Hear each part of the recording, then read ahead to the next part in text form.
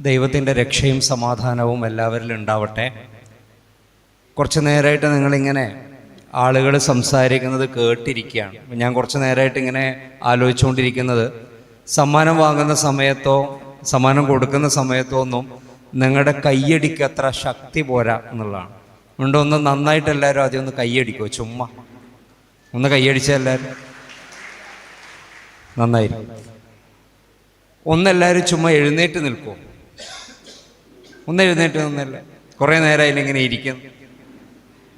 എന്നിട്ട് തൊട്ട് വലതും ഇടതും ബാക്കിലും മുന്നിലും ഒക്കെ ഉള്ള ആളുകൾക്ക് ഒരു കൈ കൊടുക്കുമോ? കൊടുക്കാൻ പറ്റുന്നവരാണെങ്കിൽ ആരാ മുമ്പിലും ബാക്കിലേക്ക് ഉള്ളതെന്നൊന്ന് അറിയാൻ അവർക്ക് ചിരിച്ചുകൊണ്ടൊരു കൈയ്യെടുക്കും. നമ്മൾ കുറേ നേരം ഇങ്ങനെ ഇവിടെ ഇരുന്നിട്ട് ആരാ നമ്മുടെ സൈഡിൽ ഉണ്ടായതെന്നൊന്നും അറിയാതെ ഇങ്ങ് തിരിച്ചു പോകണ്ടല്ലോ. ഇരുന്നു എല്ലാവർക്കും ഒന്ന് കൈ കൊടുത്തിട്ട്, പറ്റാവുന്നവർക്കൊരു കൈ കൊടുത്തിട്ട് ഇരുന്നേക്കും.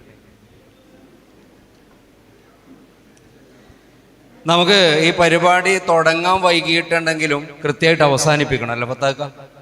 കൃത്യമായിട്ട് അവസാനിപ്പിക്കും. അപ്പോൾ അതുകൊണ്ട് ഞാൻ കൂടുതൽ നിങ്ങളെ പ്രഭാഷണം നടത്തി, ഞാൻ ശ്രദ്ധിക്കുന്നുണ്ട്, പ്രഭാഷണം നടത്തി ബുദ്ധിമുട്ടിക്കില്ല. നമുക്ക് കുറച്ച് വർത്താനം പറയാം. കുറച്ച് സമയം വർത്താനം പറഞ്ഞ് ഞാൻ നിർത്തും. അതിനൊരു പ്രഭാഷണമായിട്ടൊന്നും നിങ്ങൾ എടുക്കണ്ട, നിങ്ങളെ ഉപദേശിക്കുന്നതായിട്ടോ പ്രഭാഷണം നടത്തുന്നതായിട്ടൊന്നും എടുക്കേണ്ട. ഒരു 41 വയസ്സുള്ള കുറച്ചു കാലമായിട്ട് അധ്യാപന രംഗത്തുള്ള ഒരാൾ പറയുന്ന ചില വർത്താനങ്ങളായിട്ട് നിങ്ങൾ കൂട്ടിയാൽ മതി. എൻ്റെ നാട് മാടായി എന്ന് പറയുന്ന സ്ഥലത്താണ്. കണ്ണൂർ ജില്ലയിലെ മാടായിലാണ് സ്വന്തം നാട്. കല്യാണം കഴിച്ചിരിക്കുന്നത് രാമന്തളിയിലാണ്. പുന്നാക്കടവ് എന്ന് പറയുന്ന സ്ഥലത്താണ്. റെയിൽവേ സ്റ്റേഷൻ്റെ തൊട്ടടുത്തുള്ള സ്ഥലമാണ്. ഭാര്യ ഫരീദ മുസ്തഫ പയ്യന്നൂർ കോളേജിൽ നിന്നും മാത്സ് പഠിച്ച് ഇറങ്ങിയ ആളാണ്. ഇപ്പോൾ PSC പരീക്ഷകൾ എഴുതിക്കൊണ്ടേയിരിക്കുന്നു. ചില ലിസ്റ്റുകളിലൊക്കെ ഉണ്ട്. അടുത്ത് തന്നെ ഒരു ഗവൺമെൻറ് ജോലിയിലേക്ക് എത്തുമെന്ന് പ്രതീക്ഷിക്കും. മകൻ നസൽ ഫരീദ് എന്നാണ് പേര്, 6ാം ക്ലാസ്സിലാണ്. മകളാണുള്ളത് പിന്നീട്, അയാ ബർസ എന്നാണ് പേര്, 2ാം ക്ലാസ്സിലാണ് പഠിക്കുന്നത്. ഉപ്പ നേരത്തെ മരിച്ചുപോയി. ഉമ്മയാണ് മാടായിലുള്ളത്. ഉമ്മയും പെങ്ങളും ഒക്കെയാണ് മാടായിലുള്ളത്. ഞാൻ തളിപ്പറമ്പ് സീതി സാഹിബ് ഹയർ സെക്കൻഡറി സ്കൂളിൽ നിന്നാണ് എൻ്റെ ഔദ്യോഗിക ജീവിതം തുടങ്ങുന്നത്. 2009 അവിടെ ടീച്ചറായിട്ട് ചേരുന്നത്. പിന്നീട് PSC ആയി. ശ്രീകണ്ഠപുരം ഗവൺമെൻറ് ഹയർ സെക്കൻഡറി സ്കൂളിൽ ഒരു 3-4 വർഷം അവിടെയായിരുന്നു. അവിടുന്ന് 2021 സർ സയ്യിദ് കോളേജിലേക്ക് മാറി വന്നു. ഒരു 15 വർഷമായിട്ട് അധ്യാപന രംഗത്തുള്ള ഒരാളാണ്. ഒപ്പം ചില NGOയിലൊക്കെ പ്രവർത്തിക്കുന്ന ഒരാൾ കൂടിയാണ്. ആ ഒരു പരിചയം വെച്ച് ഞാൻ ഇവിടെ ഇരിക്കുന്നവരിൽ കുട്ടികളെക്കാൾ കൂടുതൽ രക്ഷിതാക്കളാണ് എനിക്ക് തോന്നുന്നു. കുട്ടികളുണ്ട്, ഒപ്പം രക്ഷിതാക്കളുണ്ട്. എല്ലാവർക്കും കേൾക്കാൻ വേണ്ടിയിട്ടുള്ളൊരു സംസാരിക്കാം എന്നാണ് ഞാൻ വിചാരിക്കുന്നത്. നമ്മളൊക്കെ ഇപ്പം ഇവിടെ ഇങ്ങനെ ചേർന്നിരിക്കുന്നത് നമ്മുടെ കൂട്ടത്തിൽ നിന്നും വിജയിച്ച നമ്മുടെ മക്കളെ അനുമോദിക്കാൻ വേണ്ടിയിട്ടാണ്. മുന്നോട്ടിരുന്നു. ഒരനക്കം നല്ലതാണ്. കസേരൊന്ന് വലിഞ്ഞു തീരട്ടെ. ബാക്കിൽ കേൾക്കാത്ത പ്രയാസം ഉണ്ടാ?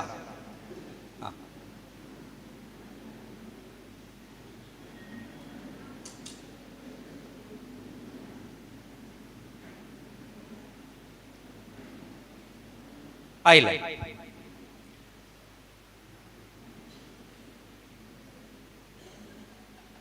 അപ്പൊ നമ്മുടെ കൂട്ടത്തിൽ നിന്നും ഏതെങ്കിലും രീതിയിൽ വിജയം കൈവരിച്ച മക്കളെ മെമൻറ്റോ നൽകി ആദരിക്കുന്ന ഒരു ചടങ്ങിലാണ് നമ്മളുള്ളത്. ഇതിൽ ഏറ്റവും പ്രധാനപ്പെട്ട കാര്യം അവർ ആദരിക്കുക എന്നുള്ളത് തന്നെയാണ്. മോട്ടിവേഷൻ ക്ലാസ് എന്നൊക്കെ പറയുന്ന രണ്ടാമത്താണ്. പിന്നെ ഈ മോട്ടിവേഷൻ എന്നുള്ള വാക്കിനോട് തന്നെ എതിർപ്പുള്ള ഒരാളാണ് ഞാൻ.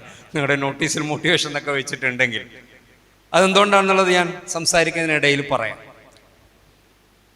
ഇവരൊക്കെ വിജയിച്ചവരാണ്. എനിക്ക് ആദ്യം അറിയേണ്ട എൻ്റെ രക്ഷിതാക്കളോട് ഞാൻ ചോദിക്കുന്നത്, ഇവർ ഈ വിജയം കൈവരിച്ചപ്പോൾ SSLCയിൽ അല്ലെങ്കിൽ +2 അവർ ജയിച്ചു, അല്ലെങ്കിൽ അവർക്ക് നല്ല മാർക്കോട് കൂടി ജയിക്കാൻ വേണ്ടിയിട്ട് പറ്റി A+ നേടി, അല്ലെങ്കിൽ കൂടുതൽ A+ നേടി, കുറച്ചെണ്ണത്തിൽ A+ൽ കുറഞ്ഞ മാർക്കൊക്കെ നേടി. നിങ്ങളുടെ വീട്ടിൽ നിങ്ങൾ ഈ വിജയം എങ്ങനെയാണ് ആഘോഷിച്ചത് എന്നുള്ളതാണ്. നമ്മളിപ്പോൾ ഇവിടെ ആഘോഷിക്കാൻ പോവാണ്. മൊമെൻ്റോ ഒക്കെ റെഡി ആയിട്ടുണ്ട്. SI വന്നിട്ട് ഉദ്ഘാടനം ചെയ്തു. നമുക്ക് മുഖ്യാതിഥിയുടെ സംസാരം കഴിഞ്ഞു, കുറേ ആളുകൾ ആശംസകളൊക്കെ പറഞ്ഞു. ഞാനിപ്പോൾ നിങ്ങളോട് സംസാരിച്ചുകൊണ്ടേയിരിക്കുകയാണ്. നമ്മൾ ഒഫീഷ്യലായ ഒരു ചടങ്ങുണ്ടാക്കിയിട്ട് ഈ സംഘടനയുടെ പേരിൽ നമ്മുടെ മക്കളെ ആദരിക്കുന്ന, അനുമോദിക്കുന്ന ഒരു ചടങ്ങ് ഇവിടെ നടക്കുകയാണ്. ഈ മക്കളുടെ വിജയം കഴിഞ്ഞിട്ട് കാലം കുറേ ആയിരിക്കുന്നു. ഈ മക്കളുടെ വിജയം നിങ്ങളുടെ വീട്ടിൽ നിങ്ങൾ എങ്ങനെയാണ് ആഘോഷിച്ചത്? പറഞ്ഞു, ഞങ്ങൾ ചോദിച്ചതാണ്. ഞാൻ തന്നെ മറുപടി പറയാൻ വേണ്ടിയില്ല. നിങ്ങളുടെ വീട്ടിൽ നിങ്ങൾ എങ്ങനെയാണ് ഇത് സെലിബ്രേറ്റ് ചെയ്തത്? സെലിബ്രേറ്റ് ചെയ്തിട്ടില്ലേ? മക്കൾ വിജയിച്ച് വീട്ടിൽ ആഘോഷിച്ചിട്ടില്ല? ഒന്നും നടന്നിട്ടില്ല വീട്ടിൽ? നടന്നുവാ? നടന്നെങ്കിൽ എങ്ങനെയാണ് നിങ്ങൾ ആഘോഷിച്ചത്? എന്താ ചെയ്തത് വീട്ടിൽ നിന്ന്? എനിക്കൊന്ന് അറിയാൻ വേണ്ടിയിട്ടാണ്. ഞാൻ എൻ്റെ വീട്ടിൽ ഒരു രീതിയിൽ ആഘോഷിക്കാറുണ്ട്, അത് പറയും. അതിന് മുമ്പ് നിങ്ങളെങ്ങനെ ആഘോഷിച്ചു എന്ന് അറിയാൻ വേണ്ടിയിട്ടാണ്. ബിരിയാണി വെച്ചോ? ഇല്ല. കേക്ക് മുറിച്ചോ? അല്ല പാർട്ടി നടത്തിയോ? അല്ല വീട്ടിലേക്ക് വരുന്ന സമയത്ത് മിഠായി വാങ്ങിയിട്ട് മിഠായി കൊടുത്തോ? അല്ല അവർക്ക് ആവശ്യമുള്ള വേറെന്തെങ്കിലും സമ്മാനം വാങ്ങിക്കൊടുത്തോ? കെട്ടിപ്പിടിച്ചോ? ഉമ്മ എന്തോ പറയും, എന്താ പറഞ്ഞത്? ഞാൻ കേട്ടിട്ടില്ല, ഒന്ന് വെച്ചത് പറ. മദ്രസയിലേക്ക് മിഠായി കൊടുത്തു വിട്ടു, സ്കൂളിലേക്ക് മിഠായി കൊടുത്തു വിട്ടു. എന്നിട്ട് അവൻ്റെ സുഹൃത്തുക്കൾക്കും എല്ലാവർക്കും മിഠായി വിതരണം ചെയ്തു. യെസ്. മോനെ എന്താ ഇപ്പം മദ്രസയിലാണോ വിജയിച്ചത്? പൊതുപരീക്ഷയിലാ? 10ാം ക്ലാസ്? മദ്രസയിലും സ്കൂളിലും രണ്ടിലും വിജയിച്ചതിൻ്റെ പേരിൽ മദ്രസയിലേക്കും സ്കൂളിലൊക്കെ മിഠായി കൊടുത്തു വിട്ടു. അങ്ങനെ ആഘോഷിച്ചു. അത് വീട്ടിലെ ആഘോഷമല്ല, എന്നാൽ പോലും നമ്മൾ ആഘോഷിച്ചിട്ടുണ്ട്. വേറെ ഏതെങ്കിലും രീതി ആഘോഷിച്ചോ? എങ്ങനെ? കേക്ക് മുറിക്കൽ ഞങ്ങൾ അതിനോട് യോജിക്കാത്തതുകൊണ്ട് മുറിച്ചിട്ടില്ല. ഓക്കെ. വേറെ എന്തെങ്കിലും രീതിയിൽ ആഘോഷിച്ചോ?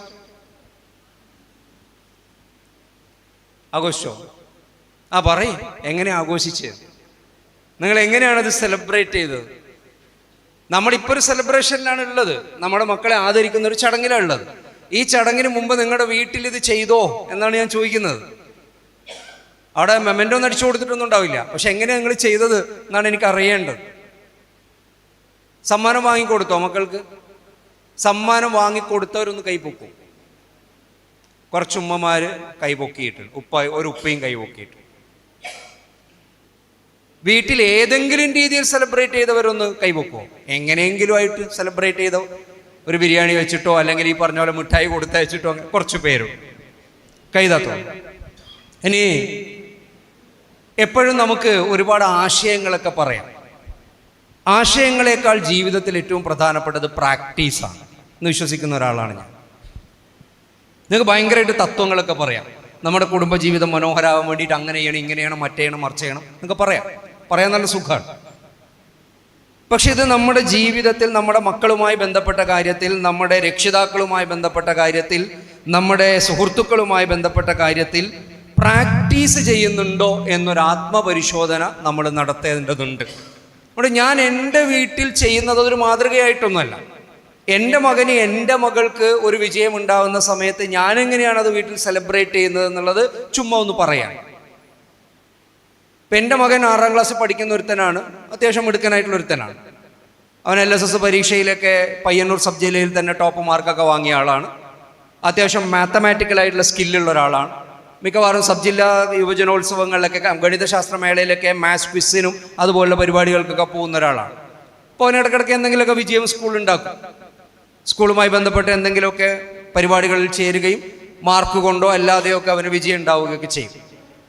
അങ്ങനെ ഒരു വിജയം അവനുണ്ടായാൽ, എൻ്റെ മകൾക്കൊരു വിജയം ഉണ്ടായിക്കഴിഞ്ഞാൽ എൻ്റെ വൈഫ് സ്വാഭാവികമായിട്ടും, ഞാൻ കോളേജിലായിരിക്കും, എന്നെ വിളിച്ചു പറയും, നസലിന് ഇന്ന് ഇങ്ങനൊരു വിജയം ഉണ്ടായിട്ടുണ്ട്, അല്ലെങ്കിൽ അയാബർസക്ക് ഇങ്ങനൊരു വിജയം ഉണ്ടായിട്ടുണ്ട് എന്ന് വൈഫ് എന്നെ വിളിച്ചു പറയും.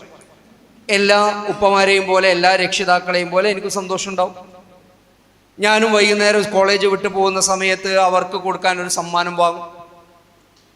അവർക്ക് ഉപകാരപ്രദമാവുന്ന അല്ലെങ്കിൽ അവർക്ക് ഇഷ്ടമുള്ള എന്തെങ്കിലും ഒരു സമ്മാനമൊക്കെ ആയിട്ടായിരിക്കും ഞാൻ പോവുക. ആ സമ്മാനം ചിലപ്പോൾ ചെറിയ കുട്ടികളായതുകൊണ്ട് തന്നെ റാപ്പറിൽ പൊതിഞ്ഞിട്ടാണ് കൊണ്ടുപോവുക. കാരണം നിങ്ങൾ എത്ര വിലപിടിപ്പുള്ള സാധനവും ചെറിയ കുട്ടികൾക്ക് കൊടുക്കുന്ന സമയത്ത് അത് പൊതിഞ്ഞിട്ടില്ലെങ്കിൽ അത് സമ്മാനമല്ല. അവരെ സംബന്ധിച്ചിടത്തോളം പൊതി വളരെ പ്രധാനപ്പെട്ടതാണ്. നിങ്ങളതൊരു നിറമുള്ള വർണ്ണാഭമായിട്ടുള്ള ഒരു കടലാസിൽ പൊതിഞ്ഞോ എന്നുള്ളത് വളരെ പ്രധാനപ്പെട്ട, അപ്പോഴേ അത് സമ്മാനമാവുള്ളൂ. ചെറിയ കുട്ടികൾക്ക്, വലിയ കുട്ടികൾക്ക് അത് ആവശ്യമില്ല. അപ്പോൾ ഞാനൊരു റാപ്പറിലൊക്കെ പൊതിഞ്ഞൊരു സമ്മാനമായിട്ടൊരു ഗിഫ്റ്റുമായിട്ട് വീട്ടിൽ പോകും. പക്ഷെ എൻ്റെ വീട്ടിൽ ആ ഗിഫ്റ്റ് കൊടുക്കുന്നത് ഞാൻ വീട്ടിലെത്തിയ ഉടനെ അല്ല. ഞാൻ വീട്ടിലെത്തിയ ഉടനെ എൻ്റെ മകനെ കാണും, അല്ലേ, വാടാ മിടുക്ക എന്ന് പറഞ്ഞിട്ട് വേണമെങ്കിൽ അവനക്ക് കെട്ടിപ്പിടിക്കുക, ഇതാ വാപ്പ നിനക്ക് കൊണ്ടുവന്ന സമ്മാനം എന്നുകൊണ്ട് അവനക്ക് സമ്മാനം കൊടുക്കാം. പക്ഷെ ഞാൻ അങ്ങനെ സമ്മാനം കൊടുക്കാറില്ല. പകരം അന്ന് രാത്രിയിൽ എൻ്റെ വീട്ടിലൊരു ചടങ്ങ് ഉണ്ടാവും. ആ ചടങ്ങിൽ ആരുമില്ല, എൻ്റെ വീട്ടിലെ ആളുകൾ മാത്രമേ ഉണ്ടാവുള്ളൂ. എൻ്റെ ഭാര്യ വീട്ടിൽ എൻ്റെ ഭാര്യയുടെ ഉപ്പയുണ്ട്, അദ്ദേഹം പഴയൊരു പ്രവാസിയാണ്. പിന്നെ ഭാര്യയുടെ ഉമ്മയുണ്ട്, ഭാര്യയുടെ ഒരു ജ്യേഷ്ഠത്തിയുണ്ട്, പിന്നെ എൻ്റെ ഫാമിലിയാണുള്ളത്. ബാക്കി എൻ്റെ അളിയന്മാരായിട്ടുള്ള ആളുകൾ ഒരാൾ ന്യൂസിലാൻഡിലാണ്, അപ്പോൾ അവരിവിടെ ഇല്ല, ഒരാൾ മധുരയിലുമാണ്. അപ്പം ഞങ്ങളെല്ലാവരും കൂടിയിട്ട് അന്ന് ഞങ്ങളുടെ സിറ്റ് ഔട്ടിലോ അല്ലെങ്കിൽ സെൻട്രൽ ഹാളിലോ ഉള്ള സോഫ സെറ്റിൽ ഞങ്ങളൊരു ചടങ്ങ് നടത്തും. ആ ചടങ്ങിൽ ഞാൻ സ്വാഗതം പറയും. ഞാൻ എഴുന്നേറ്റ് നിന്നിട്ട് പറയും, നമ്മുടെ മകൻ നസൽ ഫരീദ് ഇന്നൊരു വിജയം ഉണ്ടാക്കിയിട്ട് വന്ന ദിവസമാണ്, അവനെ അനുമോദിക്കാൻ വേണ്ടിയിട്ടുള്ളൊരു ചടങ്ങാണ് ഇപ്പോൾ നടക്കുന്നത്. ഈ ചടങ്ങ് അധ്യക്ഷത വഹിക്കുന്നത് ഉമ്മാമയാണ്. ഉമ്മാമ ഈ ചടങ്ങിലേക്ക് സ്വാഗതം ചെയ്യും. അപ്പോൾ കൂടിയുന്നവരൊക്കെ കൈയടിക്കും. ഈ ചടങ്ങിൽ സമ്മാനം കൊടുക്കുന്നത് ഉപ്പാപ്പയാണ്. ഉപ്പാപ്പ ഈ ചടങ്ങിലേക്ക് സ്വാഗതം ചെയ്യും. ഉപ്പാപ്പക്ക് വേണ്ടിയിട്ട് എല്ലാവരും കൈയടിക്കും. അങ്ങനെ അധ്യക്ഷ പ്രസംഗത്തിന് വേണ്ടിയിട്ട് ഉമ്മാമയെ ക്ഷണിക്കും. ഉമ്മാമ എണീച്ചു. ഉമ്മാമ എൻ്റെ മകനെ, അവരുടെ കൊച്ചുമകനെ അഭിനന്ദിച്ചുകൊണ്ട് 2-3 വാക്ക് പറയും. അപ്പം ഞാൻ പറയും, ഇനി സമ്മാന വിതരണമാണ്, സമ്മാനം നൽകുന്നത് ഉപ്പാപ്പയാണ്, സമ്മാനം നൽകാൻ വേണ്ടി ഉപ്പാപ്പയെ ക്ഷണിക്കുന്നു. ഉപ്പാപ്പ എഴുന്നേക്കും. ഉപ്പാപ്പ സമ്മാനം വളരെ മനോഹരമായിട്ട് എൻ്റെ മകന് കൊടുക്കും. ഞങ്ങളെല്ലാവരും കൈയടിക്കും. നന്ദി പറയാൻ വേണ്ടിയിട്ട് വൈഫിനെ വിളിക്കും, നന്ദി പറയും. ആ ചടങ്ങ് അവിടെ അവസാനിക്കും. നിങ്ങളൊരു സമ്മാനം കൊണ്ടുപോയിട്ട് വേഗം കുട്ടിയുടെ കയ്യിലേക്ക് കൊടുക്കുന്നതും ഇങ്ങനെ കൊടുക്കുന്നതും തമ്മിൽ എന്തെങ്കിലും വ്യത്യാസമുണ്ടോ? ഉണ്ടോ? നിങ്ങൾ വീട്ടിൽ ഒഫീഷ്യലായിട്ട് അല്ലെങ്കിൽ ഒഫീഷ്യൽ പോലെയുള്ളൊരു ചടങ്ങ് സംഘടിപ്പിച്ച് നിങ്ങളുടെ ഒരു സമ്മാനം കുട്ടിക്ക് കൊടുക്കുന്നതും നിങ്ങൾ നട്ടപ്രാണം ഓടിപ്പോയിട്ട് കുട്ടിയെ കെട്ടിപ്പിടിച്ചിട്ടൊരു സമ്മാനം കൊടുക്കുന്നതും തമ്മിൽ എന്തെങ്കിലും വ്യത്യാസമുണ്ടോ എന്നാണ് ഞാൻ ചോദിച്ചത്. ഉണ്ട്. നിങ്ങളൊന്ന് പ്രാക്ടീസ് ചെയ്ത് നോക്കൂ. ഞാൻ എൻ്റെ ജീവിതത്തിലെ ചില പ്രാക്ടീസുകൾ മാത്രം നിങ്ങളോട് പറയാം. ചില പ്രാക്ടീസുകൾ. കാരണം പ്രാക്ടീസ് വളരെ പ്രധാനപ്പെട്ടതാണ്, ആശയം അത്ര പ്രധാനപ്പെട്ട ഒന്നുമല്ല. നിങ്ങൾ ജീവിതത്തിൽ ഉണ്ടാക്കേണ്ടത് മക്കളുമായി ബന്ധപ്പെട്ട കാര്യത്തിൽ, മക്കൾ അച്ഛനും അമ്മയും അല്ലെങ്കിൽ ഉപ്പയും ഉമ്മയുമായി ബന്ധപ്പെട്ട കാര്യത്തിൽ, രക്ഷിതാക്കളുമായി ബന്ധപ്പെട്ട കാര്യത്തിൽ ഉണ്ടാക്കിയെടുക്കേണ്ട ഏറ്റവും പ്രധാനപ്പെട്ട കാര്യം ചില പ്രാക്ടീസാണ്. ഇപ്പം എൻ്റെ ഉമ്മ വയസ്സുള്ള ഒരാളാണ്, അത്യാവശ്യം പ്രായമുള്ള ഒരാളാണ്. ഞാൻ കഴിഞ്ഞ ഇതേ വേദിയിൽ വെച്ചത് പറഞ്ഞോ എന്നറിയില്ല, പക്ഷേ എൻ്റെ ഒരു ബ്രദർ, താഴെയുള്ള ഒരു ബ്രദർ, ഞാൻ 5ാമത്തെ ആളാണ്, 7ാമതാണ് ഒരു ബ്രദർ ഉള്ളത്, 6ാമതൊരു പെൺകുട്ടിയാണ്. ഞങ്ങൾ 6 ആൺമക്കളും ഒരു പെണ്ണുമാണ്.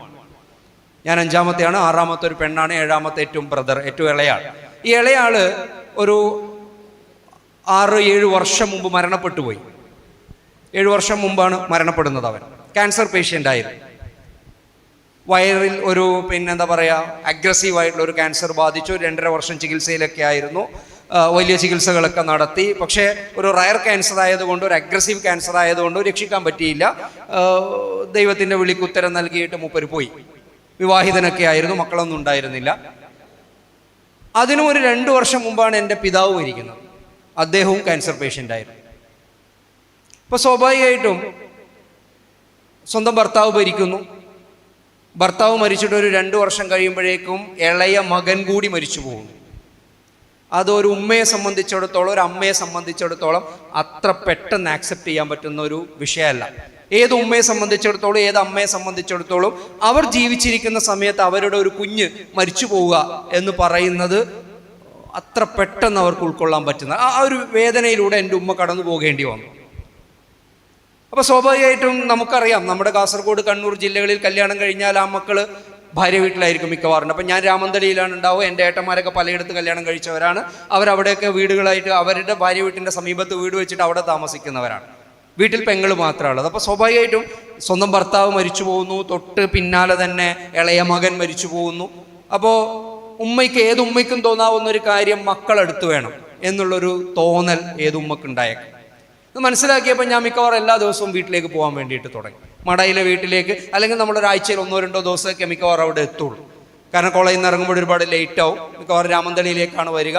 അപ്പോൾ ഞാൻ ഈ ഒരു പ്രയാസം മനസ്സിലാക്കിയപ്പോൾ, ഞാൻ അന്ന് ശ്രീകണ്ഠപുരത്തായിരുന്നു വർക്ക് ചെയ്തുകൊണ്ടിരുന്നത്, എല്ലാ ദിവസവും മാടായിലേക്ക് ഇങ്ങനെ പോകാൻ വേണ്ടി. അപ്പം ഞാനൊരു കാര്യം ആലോചിച്ചു, ഞാൻ ഉമ്മയെ തൊട്ടിട്ട് എത്ര കാലമായിട്ടുണ്ടാവും? ഞാൻ ഉമ്മയെ കാണുന്നുണ്ട്, ഉമ്മയോട് സലാം പറയുന്നുണ്ട്, ഉമ്മ മടക്കുന്നുണ്ട്, ഉമ്മയുടെ അടുത്ത് ഇരിക്കുന്നുണ്ട്, ഉമ്മയോട് സംസാരിക്കുന്നുണ്ട്, ഒക്കെ ശരിയാണ്. പക്ഷെ ഉമ്മയും ഞാനും തമ്മിലുള്ള ശരീരം കൊണ്ടുള്ള ഒരു സ്പർശം ഉണ്ടായിട്ട് എത്ര കാലമായിട്ടുണ്ടാവും എന്ന് ഞാൻ എൻ്റെ അനുജൻ മരിച്ച പ്രയാസത്തിലൂടെ കടന്നു പോകുന്ന സമയത്ത് ഒരു ദിവസം ഓർത്തു. ഇപ്പം ഞാൻ ആലോചിച്ചപ്പോൾ ഒരു പിടുത്തവും കിട്ടുന്നില്ല. എപ്പോഴായിരിക്കും ഞാനും ഉമ്മയും തമ്മിലൊരു ബോഡി കൊണ്ടുള്ള ഒരു കണക്ഷൻ ഉണ്ടായിട്ടുണ്ടാവുക? അതെവിടെയാണെന്ന് എനിക്ക് ബോധ്യം കിട്ടാതായപ്പോഴേ ഞാൻ ആദ്യമായിട്ട് ഉമ്മയുടെ മുറിയിലേക്ക് കടന്നു പോയിട്ട് ഉമ്മയോട് സലാം ചൊല്ലിയിട്ട് കൈ നീട്ടി, കൈ കൊടുക്കാൻ വേണ്ടിയിട്ട് കൈ നീട്ടി. അപ്പം ഉമ്മ ഇന്നലെ വരെ കൈ നീട്ടാത്ത മകനാണ്. ഇന്നലെ വരെ സലാം ചൊല്ലിയിട്ടുണ്ട്, സലാം മടക്കിയിട്ടുണ്ട്, പക്ഷെ നമ്മൾ കൈ കൊടുത്തിട്ടില്ല. അങ്ങനെ കൈ കൊടുക്കാത്തൊരു മകൻ കൈ നീട്ടുന്ന സമയത്ത് ആദ്യം ഒന്ന് സ്റ്റെക്ക് ചെയ്ത് നിന്നു, പിന്നെ എൻ്റെ കൈ പിടിച്ചിട്ട് കുലുക്കിയിട്ട് സലാം മടക്കി. 2-3 ദിവസം കഴിഞ്ഞു, ഒരാഴ്ച കഴിഞ്ഞു, ഞാൻ ഉമ്മ തന്ന കൈയിലേക്ക് ആ കൈ പിടിച്ചിട്ട് ഒരു മുത്തം കൊടുത്തു. അപ്പം ഉമ്മക്ക് വീണ്ടും സംശയമായി, തിരിച്ച് മുത്തണോ? അപ്പം ഉമ്മ വളരെ മടിയോട് കൂടിയിട്ട് എൻ്റെ കൈ തിരിച്ചു പിടിച്ചിട്ട് ഒരു മുത്തം തിരിച്ചു. ഞാൻ പിന്നീടുള്ള ദിവസങ്ങളിൽ ഇത് ആവർത്തിക്കാൻ തുടങ്ങി. ഉമ്മയെ കാണുന്നു, സലാം പറയുന്നു, കൈ കൊടുക്കുന്നു, ഉമ്മ എൻ്റെ കൈ പിടിക്കുന്നു, ഉമ്മ കൈയിലേക്ക് മുത്തുന്നു, ഞാൻ ഉമ്മയുടെ കൈ എടുത്തിട്ട് ഉമ്മയുടെ കൈയിലേക്ക് ഒരു മുത്തം കൊടുക്കുന്നു. ഇന്ന് ഞങ്ങൾ കാണുന്ന സമയത്ത് അത് സ്വാഭാവികമായൊരു പണിയാണ്. എനിക്ക് പ്രയാസമില്ല, ഉമ്മക്ക് പ്രയാസമില്ല, ആർക്കും പ്രയാസമില്ല. ഞങ്ങൾ കണ്ടു കഴിഞ്ഞാൽ ഞങ്ങൾ സലാം പറയും, ഞങ്ങൾ കൈ കൊടുക്കും, ഞങ്ങൾ മുത്തും എന്നുള്ളത് ഞങ്ങളുടെ സ്വാഭാവികമായ ജീവിതത്തിലെ ഒരു ചടങ്ങായിട്ട് മാറുകയാണ്. ബന്ധങ്ങളിലെ പ്രാക്ടീസ് തുടങ്ങാനേ പ്രയാസം ഉണ്ടാവുള്ളൂ, തുടങ്ങിക്കഴിഞ്ഞാൽ വളരെ ബ്യൂട്ടിഫുള്ളാണ്. അതുകൊണ്ട് ഏറ്റവും ചെറിയ ചില കാര്യങ്ങൾ പോലും നമ്മൾ ബന്ധങ്ങൾക്കിടയിൽ തുടങ്ങണം. ഉപ്പമാരും ഉമ്മമാരും മക്കളും ഒക്കെ ഇരിക്കുന്ന ഒരു സദസ്സായത് കൊണ്ടാണ് ഞാൻ വിദ്യാഭ്യാസത്തെക്കുറിച്ച് മാത്രം അങ്ങ് പറയാത്തത്. മക്കളോടുള്ളത് ലാസ്റ്റ് കുറച്ച് പറയാം. അതുകൊണ്ട് പ്രാക്ടീസ് ഉണ്ടാവണം എന്നുള്ളത് ഏറ്റവും പ്രധാനപ്പെട്ട കാര്യമാണ്.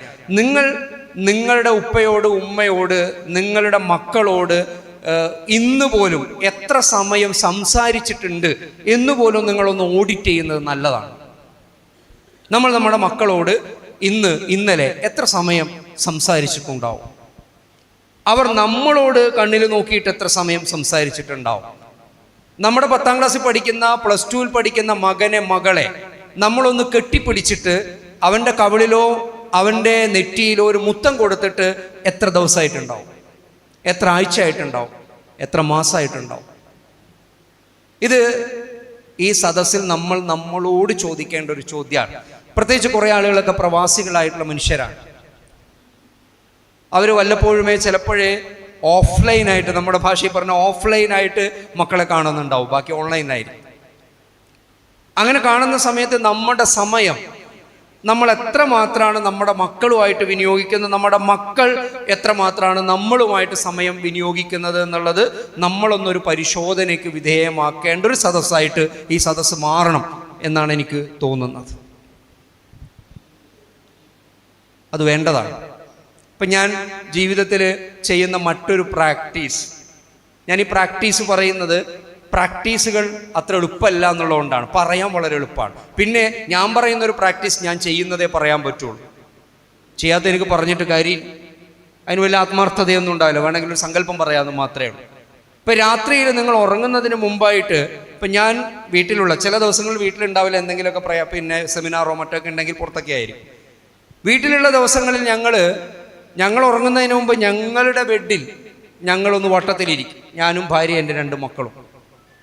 ഞങ്ങൾ സംസാരിക്കും. ഉറങ്ങുന്നതിന് മുമ്പ് ഞങ്ങളൊന്ന് സംസാരിക്കും. കൃത്രിമമായിട്ടുള്ള സംസാരമായിട്ടാണ് ആദ്യം തോന്നുക. നമ്മൾ അറിഞ്ഞും കൊണ്ട് സംസാരിക്കുന്നതാണ്. അറിഞ്ഞും കൊണ്ടുള്ള സംസാരമാണ് പിന്നെ അറിയാത്ത സംസാരമായിട്ട് മാറുക. ആദ്യം ചിലപ്പോൾ നമ്മൾ അറിഞ്ഞുകൊണ്ട് തന്നെ ചെയ്യേണ്ടി വരും. ഞാൻ പറഞ്ഞു തുടങ്ങുക, എൻ്റെ മകൻ്റെയും എൻ്റെ ഭാര്യയുടെയും എൻ്റെ മകളുടെയും ആ ദിവസത്തെ ഞാൻ നോട്ട് ചെയ്തൊരു നന്മയെക്കുറിച്ചാണ്. അപ്പം ഞാൻ എൻ്റെ ഭാര്യയോട് പറയും, ഫരീദ, നീ ഇന്ന് ഉണ്ടാക്കിയിട്ടുള്ള ചിക്കൻ കറി നല്ല ടേസ്റ്റി ആയിട്ടുണ്ട്. അത് അവൾ അന്ന് ചെയ്ത ഞാൻ നോട്ട് ചെയ്തൊരു നല്ല കാര്യമാണ്.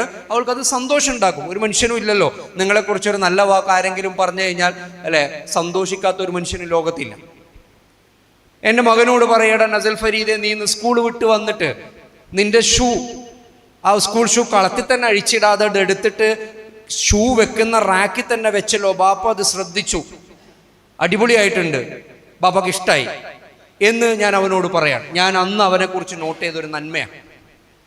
എൻ്റെ മകളോട് പറയാണ്, അയ്യാ ബർസ, നീ ഇന്ന് സ്കൂളിലേക്ക് നിന്ന് തിരിച്ചു വന്നിട്ട് യൂണിഫോം അഴിച്ചിട്ട് യൂണിഫോം അവിടെ ബെഡിലിടാതെ അല്ലെങ്കിൽ പിന്നെ ബെഡ്റൂമിലെ നിലത്തിടാതെ ആ അലക്കാൻ വേണ്ടിയിട്ട് ഒരു ബിന്നു വെച്ചിട്ടുണ്ടല്ലോ, ഒരു ബക്കറ്റ് വെച്ചിട്ടുണ്ടല്ലോ, അതിലേക്ക് തന്നെ നീ ഇട്ടല്ലോ നിന്റെ ഡ്രസ്സ്, ബാപ്പ അത് നോട്ട് ചെയ്തു, അടിപൊളിയായിട്ടുണ്ട്. ഞാൻ എൻ്റെ മകനെക്കുറിച്ച്, എൻ്റെ മകളെക്കുറിച്ച്, എൻ്റെ ഭാര്യയെക്കുറിച്ച് അന്ന് നോട്ട് ചെയ്തൊരു നന്മ പറയാണ് ഉറങ്ങുന്നതിന് മുമ്പ്. ഇനി എൻ്റെ ഭാര്യ പറയണം എന്നെക്കുറിച്ച്, എൻ്റെ 2 മക്കളെക്കുറിച്ച് അവൾ അന്ന് നോട്ട് ചെയ്തൊരു നന്മ പറയണം, ഒരു നല്ല കാര്യം പറയണം. എൻ്റെ മക്കൾ പറയണം ഞങ്ങൾ അപ്പുറം ഇപ്പുറം ഇത് പറഞ്ഞു കളിക്കും ഉറങ്ങുന്നതിന് മുമ്പ്. നിങ്ങളൊന്ന് ആലോചിച്ച് നോക്കി, ഇന്ന് രാത്രി പോയിട്ട് നിങ്ങളെ മാപ്പിളന അല്ലെങ്കിൽ നിങ്ങളെ ഓള നിങ്ങളെ മക്കളെ ഭാര്യയ്ക്ക് പട്ടത്തിലിരിക്കുക എന്ന് പറഞ്ഞിട്ട് വിളിച്ചാൽ എന്താ സംഭവിക്കാം? നിങ്ങളിപ്പോഴേ ചിരിക്കാൻ തുടങ്ങും.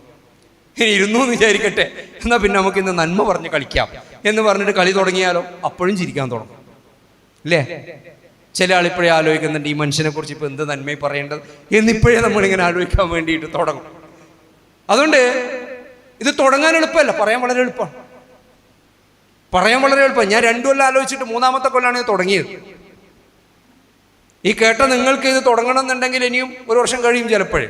പക്ഷെ നിങ്ങൾ തുടങ്ങി നോക്കൂ. തുടങ്ങി നോക്കിയാൽ അതിൻ്റെ ഗുണം എന്താണെന്ന് പറയുന്നത്, എൻ്റെ മകൻ ഞാനിപ്പോൾ വീട്ടിലേക്ക് എത്തിയ ഉടനെ എന്നോട് ചോദിക്കുന്ന കാര്യം, പറ ബാപ്പ പറ, എൻ്റെ നന്മ പറ എന്നുള്ളതാണ്. അപ്പം ഞാൻ പറയട്ടെ, ഞാൻ എത്തിയില്ലുള്ളൂ, നോട്ട് ചെയ്യട്ടെ. നിങ്ങളൊരാളുടെ നന്മ കാണാൻ വേണ്ടി തുടങ്ങിക്കഴിഞ്ഞാൽ ഒരുപാട് നന്മകൾ കാണാനുണ്ടാവും. നമ്മുടെ രക്ഷിതാക്കളുടെ ഒരു കുഴപ്പം, നമ്മുടെ എല്ലാവരുടെയും ഒരു കുഴപ്പം, നമ്മൾ കുഴപ്പങ്ങളാണ് കാണാൻ വേണ്ടിയിട്ട് എപ്പോഴും ശ്രമിക്കുക എന്നുള്ളതാണ്. നമ്മളിരിക്കുന്ന എല്ലാ മക്കളും ഒരുപാട് നന്മയുള്ള മക്കളാണ്, ഒരു സംശയം വേണ്ട. നിങ്ങളുടെ ഈ സമ്മാനം വാങ്ങാൻ വന്ന എല്ലാ കുട്ടികളും നിങ്ങളും ജീവിതത്തിൽ ഒരുപാട് നന്മയുള്ളതാണ്, ഞാനും. ഈ നന്മകളെ നമുക്ക് കാണാനും അത് പറയാനും വേണ്ടി പറ്റുന്നില്ലെങ്കിൽ നമ്മളൊരു നല്ല രക്ഷിതാവല്ല എന്നുള്ളതാണ് എൻ്റെ അഭിപ്രായം. കുഴപ്പങ്ങൾ നമുക്ക് വളരെ പെട്ടെന്ന് കാണാം, പറയാം. കുഴപ്പം കാണാൻ വളരെ എളുപ്പമാണ്. ഒരാളുടെ നെഗറ്റീവ് കാണാൻ, ഒരാളുടെ പ്രശ്നം കാണാൻ, അത് പറയാൻ, കലമ്പാൻ ഒക്കെ വളരെ എളുപ്പമാണ്. പക്ഷെ നിങ്ങളൊരാളുടെ നന്മ കാണാൻ വേണ്ടി തുടങ്ങും. നന്മ കാണാൻ വേണ്ടി തുടങ്ങുമ്പോൾ നിങ്ങളെ മക്കളൊക്കെ ഒരുപാട് നന്മയുള്ള മനുഷ്യരാണെന്ന് നിങ്ങൾക്ക് മനസ്സിലാവും. അവരങ്ങനെ കുഴപ്പം പിടിച്ച ആളുകളല്ല എന്ന് മനസ്സിലാവും. അത് മനസ്സിലാക്കാൻ വേണ്ടിയിട്ടുള്ള ഒരു ബോധ്യത്തിലേക്ക് പോകുന്ന ഒരു സദസ്സായിട്ട് ഈ സദസ്സ് മാറണം എന്നും എനിക്ക് ആഗ്രഹമുണ്ട്. ഇപ്പം ഞാൻ ചില പ്രാക്ടീസാണ് പറഞ്ഞത്, ജീവിതത്തിലെ ബന്ധങ്ങൾക്കിടയിലെ ചില പ്രാക്ടീസുകളെ കുറിച്ചാണ് പറഞ്ഞ് വന്നത്. ഇനി എൻ്റെ മക്കളോടാണ്. ഞാൻ സയൻസ് വിഷയം പഠിച്ച ഒരാളാണ്. +2 സയൻസായിരുന്നു ഞാൻ പഠിച്ചിരുന്നത്. കുഴപ്പമില്ലാത്ത മാർക്കോട് കൂടി പാസ്സായ ഒരാൾ കൂടിയാണ്. മാത്സ് ആയിരുന്നു എനിക്ക് ഇച്ചിരി പ്രയാസം ഉണ്ടായിരുന്നത്. അത് ഞാൻ പ്രത്യേകിച്ച് പഠിച്ചിട്ട് അത്യാവശ്യം നല്ല കുഴപ്പമില്ലാത്ത മാർക്കോട് കൂടിയിട്ട് +2 പാസ്സായി.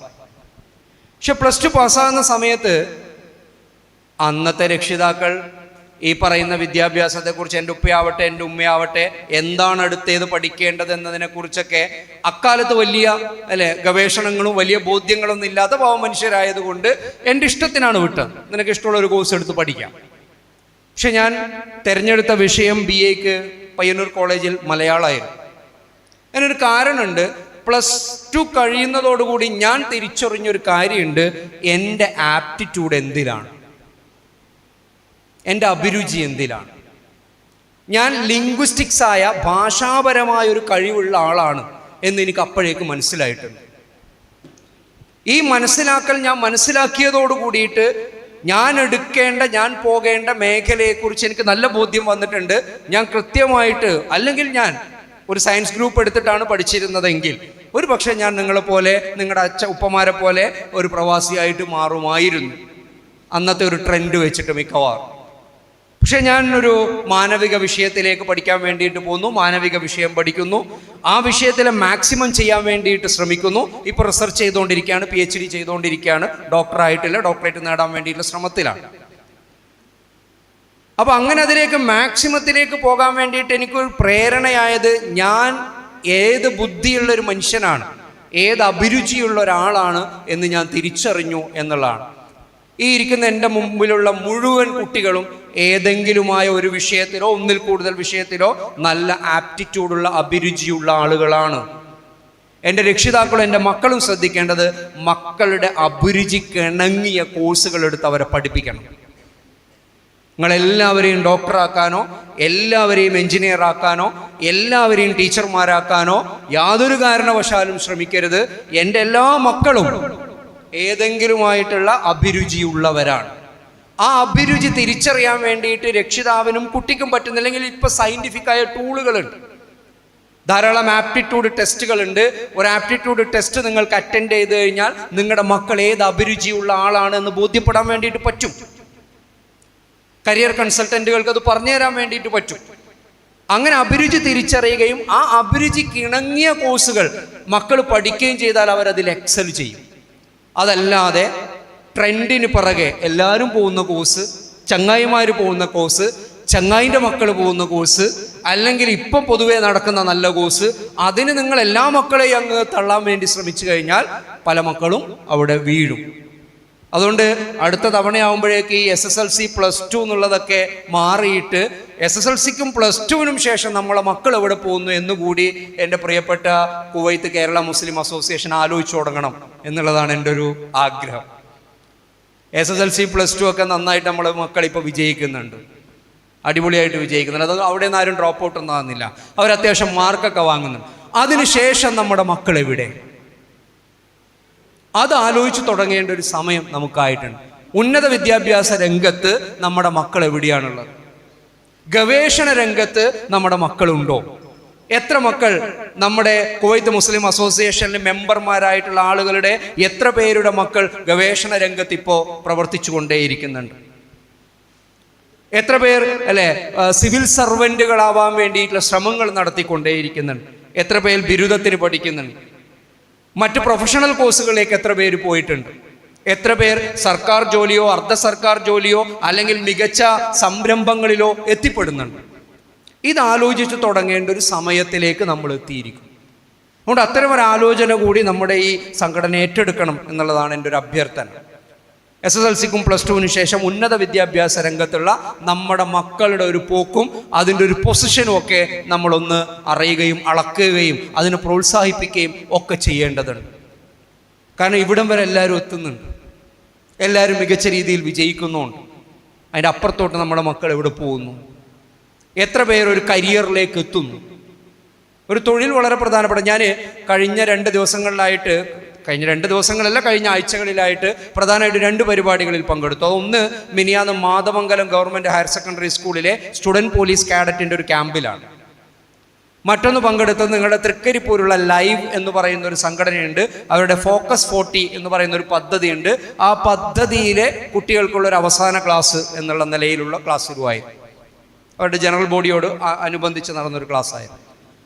അവിടെ ലൈവ് തൃക്കരിപ്പൂരിൻ്റെ ഭാഗമായിട്ട് നടന്ന മത്സര പരീക്ഷകൾക്ക് വേണ്ടിയിട്ടുള്ള പരിശീലനത്തിൽ കാസർഗോഡ് ജില്ലയിലെ ഗവൺമെൻറ് സെക്ടറിൽ പല ഡിപ്പാർട്ട്മെൻറ്റുകളിൽ ജോലി കിട്ടിയ നമ്മളെപ്പോലെ പർദ്ദ ധരിച്ചിരിക്കുന്ന 5-6 പെൺകുട്ടികളെ ആദരിച്ചു. അവർ ഗവൺമെൻറ് ജോലിക്കാരായി. അവരുടെ പഠിപ്പ്, ഞാൻ സർ സയ്യിദ് കോളേജിൽ പഠിപ്പിച്ചുകൊണ്ടിരിക്കുന്ന ഒരാളാണ്. സർ സയ്യിദ് കോളേജിൽ ഭൂരിപക്ഷവും പെൺകുട്ടികളാണ് പഠിക്കുന്നത്, പ്രത്യേകിച്ച് മുസ്ലിം പെൺകുട്ടികളാണ്. ഞാൻ ഈ പെൺകുട്ടികളോട് എപ്പോഴും പറയാറുള്ള കാര്യം, നിങ്ങളുടെ ആരുടെയും പഠിപ്പ് വെറുതെ ആവരുത് മക്കളെ. നിങ്ങളെ മക്കളെ പഠിപ്പിക്കാൻ വേണ്ടിയിട്ടോ നിങ്ങളുടെ മക്കളെ പഠിപ്പിക്കാൻ വേണ്ടിയിട്ടോ നിങ്ങളുടെ കുടുംബത്തെ പഠിപ്പിക്കാൻ വേണ്ടിയിട്ടോ മാത്രമല്ല നിങ്ങളുടെ പഠിപ്പ്. പുതിയ കാലത്ത് എൻ്റെ മക്കൾ, എൻ്റെ പ്രിയപ്പെട്ട പെൺകുട്ടികൾ, നിങ്ങൾ തൊഴിലെടുക്കുന്ന ആളുകൾ തന്നെ ആവണം, കരിയറിലെത്തണം. നിങ്ങളുടെ പഠിപ്പ് ഒരു കരിയറിലേക്ക് എത്താൻ വേണ്ടിയിട്ടുള്ളതാണ്, സ്വന്തം കാലിൽ നിൽക്കാൻ വേണ്ടിയിട്ടുള്ള, സമ്പാദ്യം ഉണ്ടാക്കാൻ വേണ്ടിയിട്ടുള്ളതാണ്. നിങ്ങളുടെ ഉപ്പയെയോ ഭർത്താവിനെയോ ആങ്ങളെയോ ആശ്രയിച്ച് മാത്രം സാമ്പത്തികമായി ജീവിക്കേണ്ടവരല്ല നിങ്ങൾ സ്വന്തം അധ്വാനിച്ച് പൈസ ഉണ്ടാക്കുന്ന തരത്തിലേക്ക്, അതിൻ്റെ കൂലി വാങ്ങുന്ന തരത്തിലേക്ക്, സാലറി വാങ്ങുന്ന തരത്തിലേക്ക് നിങ്ങളുടെ എല്ലാവരുടെയും ബിരുദ വിദ്യാഭ്യാസം മാറണം എന്ന് ഞാൻ എൻ്റെ മുന്നിലിരിക്കുന്ന മുഴുവൻ കുട്ടികളോടും പറയാറുണ്ട്. ഇപ്പോഴും എനിക്ക് പറയാനുള്ളത് ഇവിടുത്തെ പെൺകുട്ടികളോട്, നിങ്ങളുടെ പഠിപ്പ് ഒരു കരിയറിലെത്തുന്ന പഠിപ്പാക്കിയിട്ട് മാറ്റാൻ പറ്റണം. അത് സാമ്പത്തികമായിട്ട് കുടുംബത്തിൻ്റെ ഭദ്രത ഉണ്ടാകാൻ വേണ്ടിയിട്ട് മാത്രമൊന്നുമല്ല, രണ്ടുപേരും ജോലിയെടുത്ത് രണ്ടുപേർക്കും. ഇപ്പം എൻ്റെ വൈഫ് ജോലിക്ക് പോയി കഴിഞ്ഞാൽ എനിക്ക് സാമ്പത്തികമായിട്ട് കുറച്ചും കൂടി ഭദ്രതയുണ്ട്. ഒരു കോളേജ് അധ്യാപകൻ്റെ സാലറി അത്യാവശ്യം നല്ല സാലറിയാണ്, കുഴപ്പമില്ലാത്തൊരു സാലറി വാങ്ങുന്ന ഒരാളാണ് ഞാൻ. ഭാര്യ കൂടി ജോലിക്ക് പോയാൽ ഞങ്ങൾ കുറച്ചും കൂടി ഉഷാറാവും എന്ന്. സാമ്പത്തിക ഭദ്രതയുടെ പ്രശ്നമല്ല. എൻ്റെ വൈഫ് അല്ലേ, അവൾ സ്വന്തമായിട്ട് അധ്വാനിക്കുകയും അവളൊരു പൈസ ഉണ്ടാക്കുകയും അവൾക്കൊരു ആവശ്യം വരുന്ന സമയത്ത് എന്നോട് പൈസ ചോദിക്കാതെ അവളുടെ പോക്കറ്റിലുള്ള പൈസ എടുത്ത് ഉപയോഗിക്കുകയും ചെയ്യുന്നതെല്ലാം ഒരു അഭിമാനബോധം അവിടെ ഉണ്ട്. അപ്പോഴേ പെൺകുട്ടികൾ, പ്രത്യേകിച്ച് നമ്മുടെ മക്കൾ പെൺകുട്ടികളൊക്കെ നമ്മൾ നല്ല മതവിദ്യാഭ്യാസം കൊടുത്ത് വളർത്തുന്നവരാണ്. അവരാരും പഴച്ചു പോകുന്നില്ല, നമ്മളതിൽ ബേജാറാവേണ്ട ആവശ്യമില്ല. അവരൊക്കെ അല്ലേ നല്ല അച്ചടക്കമുള്ള നല്ല കുടുംബത്തിൽ നമ്മൾ നന്നായിട്ട് മതപഠനവും ഭൗതിക വിദ്യാഭ്യാസവും ഒക്കെ കൊടുത്ത് വളർത്തുന്ന മക്കളാണ്. ആ മക്കൾ എവിടെയും പോകാനൊന്നുമില്ല. അവരവരുടെ അസ്തിത്വം ഉയർത്തിപ്പിടിച്ചുകൊണ്ട് തന്നെ, സ്വത്വം ഉയർത്തിപ്പിടിച്ചുകൊണ്ട് തന്നെ വിവിധ മേഖലകളിൽ തൊഴിലെടുക്കുന്ന ആളുകളായിട്ട് മാറണം. അങ്ങനെ മാറാനുള്ള പ്രേരണയായിട്ട് എൻ്റെ പ്രിയപ്പെട്ട രക്ഷിതാക്കൾ മാറണം. നമുക്കോ പറ്റിയില്ല. നമ്മുടെ പെൺമക്കളെയും ആൺമക്കളെയൊക്കെ കരിയറുകളിൽ എത്തിക്കാൻ വേണ്ടി, ഒരു തൊഴിലിലേക്ക്, അവരുടെ പഠിപ്പ് ഒരു തൊഴിലിലേക്ക് എത്തിക്കാൻ വേണ്ടിയിട്ട് പറ്റണം. അതിൻ്റെ സ്വപ്നങ്ങൾ അവർക്ക് കൊടുക്കാൻ വേണ്ടിയിട്ട് പറ്റണം. ആ സ്വപ്നത്തിൻ്റെ കൂടെ നിൽക്കാൻ വേണ്ടിയിട്ട് നമുക്ക് പറ്റണം. ഈ തെരുവിൽ സർക്കസ് നടക്കുന്ന സമയത്ത്, ഈ സർക്കസിൽ പിന്നെ രണ്ട് കോലിങ്ങനെ വലിച്ചു കെട്ടിയിട്ട് നടുക്കേ കൂടെ ഒരു കയറ് കെട്ടി അതിൻ്റെ മേലിലേക്ക് ഒരു കുഞ്ഞിങ്ങനെ നടക്കും.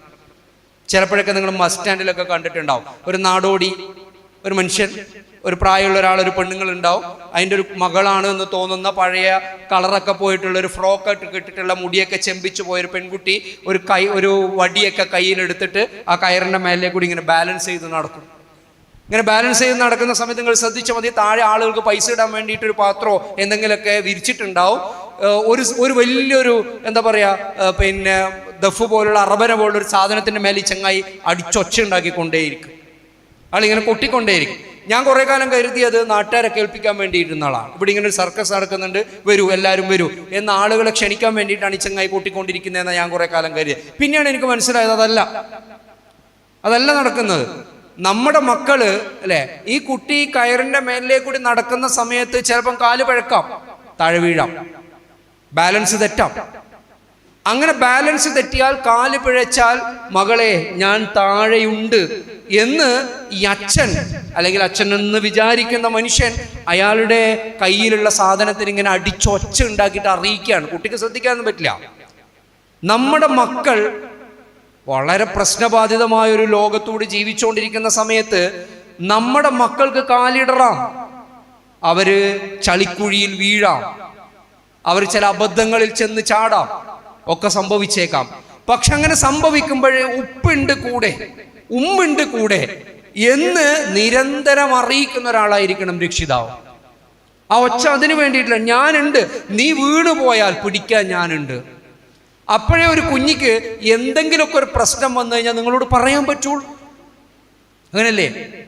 ഞാൻ സീതി സാഹിബ് സ്കൂളിൽ വർക്ക് ചെയ്തുകൊണ്ടിരിക്കുന്ന സമയത്ത് 9ാം ക്ലാസ്സിൽ പഠിക്കുന്ന ഒരു പെൺകുട്ടി സ്കൂൾ വിട്ടിട്ട് എൻ്റെ അടുത്തേക്ക് വന്നു. ഞാൻ അവസാനിപ്പിക്കും കേട്ടോ.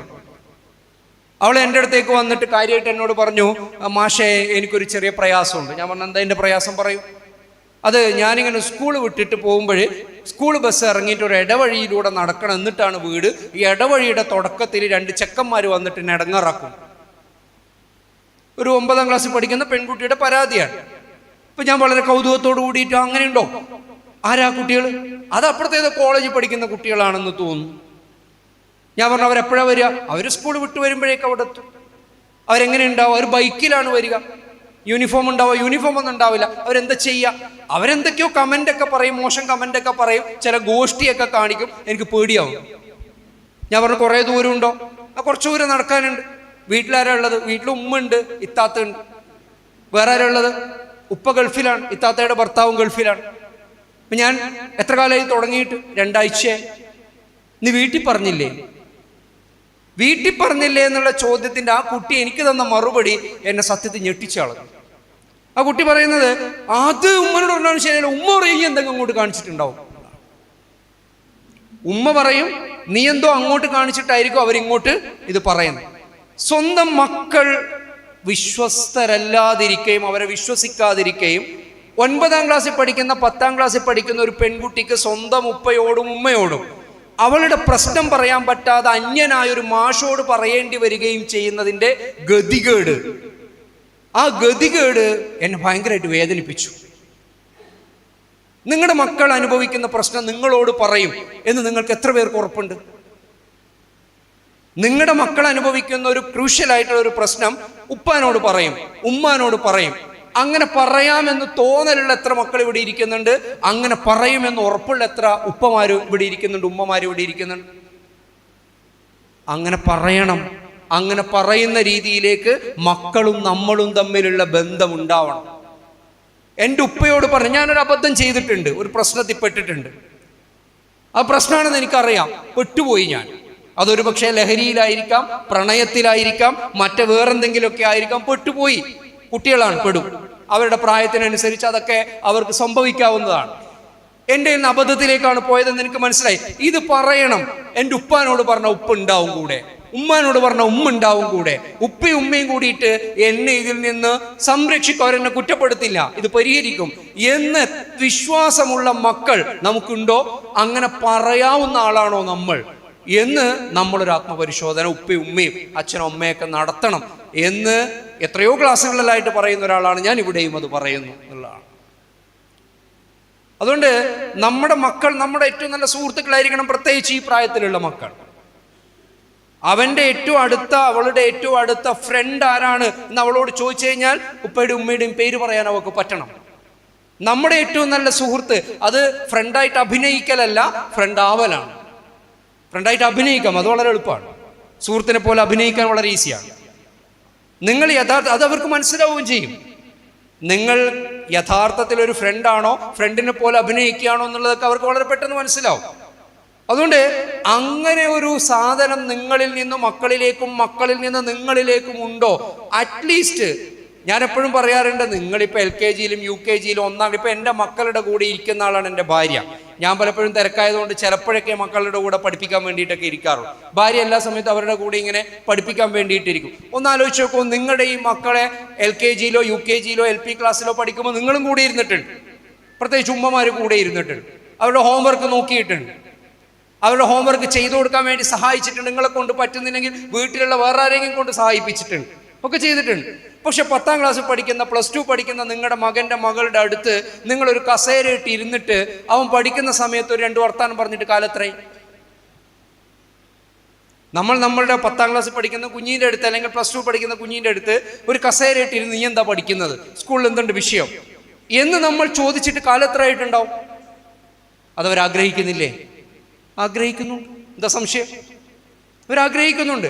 നമ്മുടെ മക്കളിലെ കണ്ണിലേക്ക് നോക്കിയിട്ട്, മക്കൾ തിരിച്ച് നമ്മുടെ കണ്ണിലേക്ക് നോക്കിയിട്ട് കുറച്ചു നേരം വർത്താനം പറഞ്ഞിട്ട്, ഒരു 5 മിനിറ്റെങ്കിലും വർത്താനം പറഞ്ഞിട്ട് കാലത്രയും ഇരിക്കു കുഞ്ഞി. ചില ആളുകളൊക്കെ, ഞാൻ അത്യാവശ്യം കൗൺസിലിംഗ് പഠിച്ച ഒരാളാണ്, പക്ഷെ കൗൺസിലിംഗ് ചെയ്യാത്ത ഒരാളാണ്. പേടിയുണ്ടാവും. ഒന്നാമത് സമയം കൊടുക്കാനില്ല, രണ്ടാമത് എനിക്ക് ഭയങ്കര ബേജാറാണ്. കാരണം ഈ വിഷയമൊക്കെ കേട്ട് ഞാൻ കൂടി ബേജാറാവും. എൻ്റെ ഒരു സൗര്യ ജീവിതത്തെ തകർക്കണ്ട എന്നുള്ളത് കൊണ്ട് ഞാൻ ചെയ്യാറില്ല. പക്ഷേ ഈ ചില രക്ഷിതാക്കൾ ഇങ്ങനെ ക്ലാസ് എടുക്കുന്നതുകൊണ്ട് ചിലപ്പോൾ രക്ഷിതാക്കൾ ഇങ്ങനെ വിളും, മാഷെ ഇങ്ങനൊരു പ്രശ്നമുണ്ട്, ഒന്ന് കുഞ്ഞിനൊന്ന് കൗൺസിൽ ചെയ്യുമോ എന്ന് ചോദിച്ചു. ഞാൻ അവരോട് പറയുന്ന മറുപടി, ഉമ്മയേക്കാൾ ഉപ്പയേക്കാൾ നല്ലൊരു കൗൺസിലർ ലോകത്തില്ല. അത് മക്കൾക്ക് തിരിച്ചു കിട്ടാനുമില്ല, രക്ഷിതാക്കൾക്ക് അങ്ങോട്ട് അതിനേക്കാൾ മികച്ച ഒരാളെ കൊടുക്കാനുമില്ല.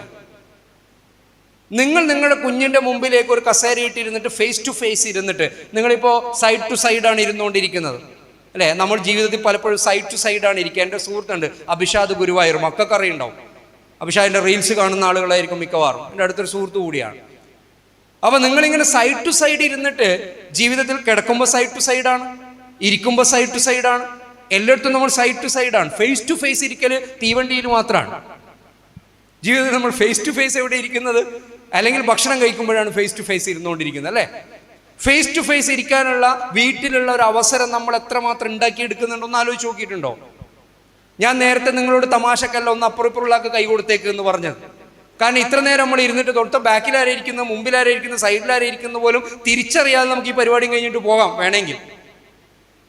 പക്ഷെ അസ്റ്റേസി വന്ന മനുഷ്യന്മാരാരൊക്കെയാണ് നമ്മളൊന്ന് കണ്ടിട്ടുണ്ട്, അവരൊന്ന് തൊട്ടിട്ടുണ്ട് എന്നൊക്കെ പറയുന്നത് ഒരു നന്മയാണ്.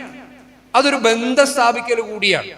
അപ്പം അതുകൊണ്ട് അല്ലേ, ഈ സൈഡ് ടു സൈഡ് ഇരിക്കുന്ന ഒരു കാലത്ത് നമ്മൾ നമ്മുടെ മക്കളുമായിട്ട് ഫേസ് ടു ഫേസ് ഇരുന്നിട്ട് കണ്ണിൽ നോക്കിയിട്ട്, മോനെ മോളെ എന്താണ് എൻ്റെ പ്രശ്നം, എന്താണ് ബാപ്പാനോട് എനിക്ക് പറയാനുള്ളത്, എന്ത് ഉമ്മാനോട് പറയാനുള്ളത്, ഉമ്മ ഇങ്ങനെ ഒന്ന് കേട്ടല്ലോ, എന്താ കാര്യം എന്നൊക്കെ ചോദിച്ചിട്ട് കാലത്രായി നമ്മൾ ചോദിക്കുന്നില്ല എന്നുള്ളതാണ്. അത് നമ്മൾ ചെയ്യുന്നില്ല. അത് ചെയ്യാനുള്ള അവസരം നമ്മുടെ വീട്ടിലുണ്ടാവണമെന്നേ. അങ്ങനെയൊക്കെ ഉണ്ടാകുമ്പോൾ കുറച്ചും കൂടി ബ്യൂട്ടിഫുൾ ആയിട്ടുള്ള വീട് നമുക്ക് ഉണ്ടാക്കിയെടുക്കാൻ വേണ്ടി പറ്റും. ഉപ്പയും ഉമ്മയും തമ്മിലുള്ള ബന്ധവും നമുക്ക് ഉണ്ടാക്കിയെടുക്കാൻ വേണ്ടി പറ്റും. ഞാൻ ഒരു 5 മിനിറ്റ് കൊണ്ട് അവസാനിക്കും, കാരണം 70ഓളം മെമൻറ്റോ കൊടുക്കാനുണ്ട്. അത് വളരെ പ്രധാനപ്പെട്ടതുകൊണ്ട് ഒരു 5 മിനിറ്റ് കൊണ്ട് ഞാൻ കൺക്ലൂഡ് ചെയ്യാം. ഈ സ്ട്രോക്ക് എന്ന് പറഞ്ഞു കഴിഞ്ഞാൽ അടിച്ചോന്ന് സ്ട്രോക്ക് അല്ല, നോ സ്ട്രോക്ക് നോ ലൈഫ് എന്നാണ് പറയുന്നത്. നിങ്ങൾക്ക് ഒരാളുടെ സ്ട്രോക്ക് ലഭിക്കാതെ ജീവിക്കാൻ വേണ്ടി, ഇപ്പം ഞാൻ ക്ലാസ് എടുത്തു, ഇവിടെ വർത്താനം പറഞ്ഞു, ക്ലാസ് എടുത്തു എന്ന് ഞാൻ പറഞ്ഞു, കുറച്ച് വർത്താനം പറഞ്ഞു, എൻ്റെ ജീവിതവുമായി ബന്ധപ്പെട്ട കുറച്ച് വർത്താനം പറഞ്ഞു. ഈ വർത്താനം കഴിഞ്ഞിട്ട് നിങ്ങളിൽ ആരെങ്കിലും എന്നോട് ഈ ക്ലാസ് കഴിഞ്ഞിട്ട് മാഷേ നന്നായിട്ടുണ്ട്, ചില കാര്യങ്ങളൊക്കെ പറഞ്ഞു, ഉഷാറായിട്ടുണ്ട്, ചില കാര്യങ്ങളൊക്കെ മനസ്സിലായിട്ടുണ്ട് എന്ന് പറഞ്ഞാൽ എനിക്ക് സന്തോഷമാവും. എല്ലാ മനുഷ്യന്മാർക്കും സന്തോഷമാവുന്നവരെ എനിക്കും സന്തോഷമാവും. ഇനി ഇത് കഴിഞ്ഞിട്ട് നിങ്ങൾ 4 ആൾ എണീച്ചിട്ട് എന്നോട് പറയും നിങ്ങൾ എന്ത് പണ്ടാരാ പറഞ്ഞത്, നിങ്ങൾ വെറുതെ സമയം കളയാൻ വേണ്ടിയിട്ട് എന്തൊക്കെയോ നിങ്ങളോട് പറഞ്ഞു എന്നുകൊണ്ട് 4 കലമ്പ് വിചാരിക്കും. എന്നാലും എനിക്ക് കുഴപ്പമില്ല. നിങ്ങൾ എന്നോട് നല്ലത് പറഞ്ഞാലും എന്നെ കലമ്പിയാലും രണ്ടായാലും എനിക്കൊരു കുഴപ്പവും വരില്ല. പക്ഷെ നിങ്ങളൊന്ന് ആലോചിച്ച് നോക്കി, ഈ ക്ലാസ്സൊക്കെ കഴിഞ്ഞു, ഇവിടെ മൊമെൻ്റോ ഒക്കെ കൊടുത്തു, ഈ ഇരുന്ന് ഒരൊറ്റ മനുഷ്യനോ അല്ലെങ്കിൽ എന്നെ വിളിച്ച ഒറ്റ മനുഷ്യനോ എന്നോടൊരു അക്ഷരം മിണ്ടാതെ എന്നെ ഇവിടുന്ന് പറഞ്ഞയച്ചു എന്ന് വിചാരിക്കാം. ഞാൻ പയ്യന്നൂർ എത്തിയിട്ട് ഇന്ന് രാത്രി എനിക്ക് ഉറങ്ങാൻ പറ്റുമെന്ന് ചോദിച്ചു കഴിഞ്ഞാൽ പറ്റില്ല. അതാണ് വാസ്തവം. ഒന്നെങ്കിൽ നിങ്ങളുടെ മക്കൾക്ക് പോസിറ്റീവായിട്ടുള്ളൊരു സ്ട്രോക്ക്, നിങ്ങളുടെ മക്കൾക്കല്ല നിങ്ങൾക്കും ആർക്കും കിട്ടിക്കൊണ്ടേയിരിക്കണം, അല്ലെങ്കിൽ ഒരു നെഗറ്റീവ് കിട്ടണം. ഇതൊരു പോസിറ്റീവായ സ്ട്രോക്ക് കൊടുക്കുന്ന ഒരു സ്ഥലമാണ്. ഇത് രണ്ടും കിട്ടാതെ നിങ്ങൾ കുറച്ചാലും ജീവിച്ചോ, നിങ്ങൾ ഓട്ടോമാറ്റിക്കലി രോഗികളാവും, സംശയവും വേണ്ട. നിങ്ങൾക്കൊരു നല്ലതും കിട്ടുന്നില്ല, മോശവും കിട്ടുന്നില്ല, നിങ്ങളൊരു 2-3 മാസം അങ്ങനെ വെറുതെ ജീവിച്ചാൽ മതി, അറിയാണ്ട് നിങ്ങൾ രോഗികളായിക്കോളും. നമ്മുടെ കണ്ണൂർ ജില്ലയിൽ അടുത്ത കാലത്ത് വലിയൊരു പഠനം നടന്നു, മെഡിക്കൽ ഫീൽഡിൽ ഒരു പഠനം നടന്നു. ആ പഠനത്തിൻ്റെ റിസൾട്ട് വളരെ കൗതുകകരമായിരുന്നു. കണ്ണൂർ ജില്ലയിലെ മുസ്ലിം സ്ത്രീകൾ വിവാഹത്തിന് ശേഷം ഏകദേശം 40 വയസ്സ് കഴിയുമ്പോഴേക്ക് വളരെ പെട്ടെന്ന് രോഗികളായിട്ട് മാറുന്നു എന്നുള്ളായിരുന്നു പഠനത്തിൻ്റെ റിസൾട്ട്. അതിൻ്റെ ഒരു കാരണം അന്വേഷിച്ചപ്പോഴാണ് മനസ്സിലായത്, കല്യാണം കഴിഞ്ഞിട്ട് ആദ്യത്തെ കുറച്ച് കാലമൊക്കെ ഭർത്താവ് തേനെ പൊന്നെ എന്നൊക്കെ വിളിച്ചിട്ടുണ്ട്, എവിടെയൊക്കെയോ കൂട്ടിക്കൊണ്ടുപോയിട്ടുണ്ട്, എല്ലാം ശരി തന്നെയാണ്.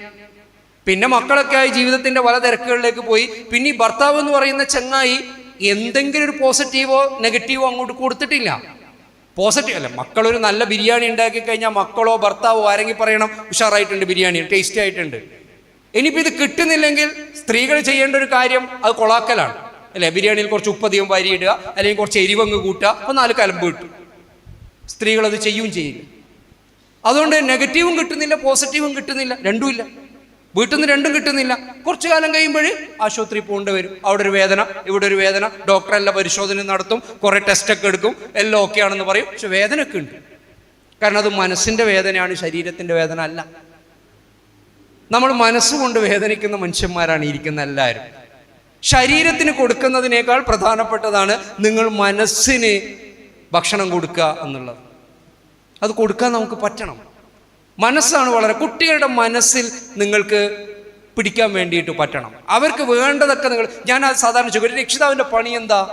രക്ഷിതാവിൻ്റെ പണി എന്ന് പറയുന്നത്, രക്ഷിതാവ് നല്ല വസ്ത്രം വാങ്ങിക്കൊടുക്കുക, നല്ല സ്കൂളിൽ കൊണ്ടുപോയി ചേർക്കുക, നല്ല പിന്നെന്താ പറയുക പുസ്തകങ്ങളും മറ്റും വാങ്ങിക്കൊടുക്കുക, നന്നായിട്ട് അവരാവശ്യപ്പെടുന്ന സാധനമൊക്കെ മേടിച്ചു കൊടുക്കുക. പിന്നെ ഇതൊക്കെ രക്ഷിതാവിൻ്റെ പണി. ആ പണിയേക്കാൾ പ്രധാനപ്പെട്ടതാണ് മനസ്സുകൊണ്ട് ചില കാര്യങ്ങൾ മക്കൾ ആഗ്രഹിക്കുന്നത്. അതിനാണല്ലോ രക്ഷിതാവ്. ബാക്കിയെല്ലാം വേറൊരാളെ കൂലിക്ക് വെച്ചാൽ നടത്തും. എനിക്ക് എൻ്റെ മക്കൾക്ക് നല്ല വസ്ത്രം വാങ്ങിച്ചു കൊടുക്കാൻ വേണ്ടിയിട്ട് 2 ആളെ കൂലിക്ക് വെച്ചാൽ മതി. എനിക്ക് എൻ്റെ മക്കൾക്ക് നല്ല ഭക്ഷണം വാങ്ങിച്ചു കൊടുക്കാൻ വേണ്ടിയിട്ട് 2 ആളെ കൂലിക്ക് വെച്ചാൽ മതി. എൻ്റെ മക്കളുടെ വിദ്യാഭ്യാസം നോക്കാൻ വേണ്ടിയിട്ട് എഡ്യൂക്കേറ്റഡ് ആയിട്ടുള്ള 2 ആളെ പൈസക്ക് വെച്ചാൽ മതി. എല്ലാവർക്കും കൂലി കൊടുത്താൽ എൻ്റെ മക്കളുടെ ഈ കാര്യമൊക്കെ നടക്കും. പക്ഷേ എൻ്റെ മക്കൾക്ക് സ്നേഹം കൊടുക്കാൻ, എൻ്റെ മക്കൾക്ക് അംഗീകാരം കൊടുക്കാൻ, എൻ്റെ മക്കളെ ചേർത്ത് പിടിക്കാൻ, എൻ്റെ മക്കൾക്ക് ഉമ്മ കൊടുക്കാൻ ഞാൻ മാത്രമേ ഉള്ളൂ. അത് കൂലിക്കാളെ വെച്ചാൽ നടക്കൂല. കൂലിക്കാളെ വെച്ചാൽ നടക്കാത്ത ചില കാര്യങ്ങൾ നടത്താൻ വേണ്ടിയിട്ടാണ് നമ്മൾ ഉപ്പയും ഉമ്മയും ഇരിക്കുന്നത്. തിരിച്ചു മക്കളും അത് കൊടുക്കേണ്ട ആളുകളാണ്. അപ്പം അങ്ങനെ വളരെ ബ്യൂട്ടിഫുൾ ആയിട്ടുള്ള ഒരു കുടുംബം ഉണ്ടാക്കിയെടുത്താൽ മാത്രമേ നമ്മുടെ ഈ കുടുംബത്തിൽ നിന്നും റിസൾട്ട് ഉണ്ടാവുള്ളൂ. നല്ല കണ്ണിന് കുളിർമയുള്ള മക്കൾ ഉണ്ടാക്കണേ എന്ന് പ്രാർത്ഥിക്കണം എന്നാണ് ഖുർആൻ നമ്മളോട് പറയുന്നത്. അങ്ങനെ കണ്ണിന് കുളിർമയുള്ള മക്കളായിട്ട് നമ്മുടെ മക്കൾ മാറണം. അങ്ങനെ മാറാൻ വേണ്ടിയിട്ട് നമ്മളും മക്കളും തമ്മിൽ വീട്ടിനകത്ത് ചില പുതിയ ബന്ധങ്ങൾ തുടങ്ങണം. കുറേ ആളുകളൊക്കെ അത് ചെയ്യുന്ന ആളുകളായിരിക്കും.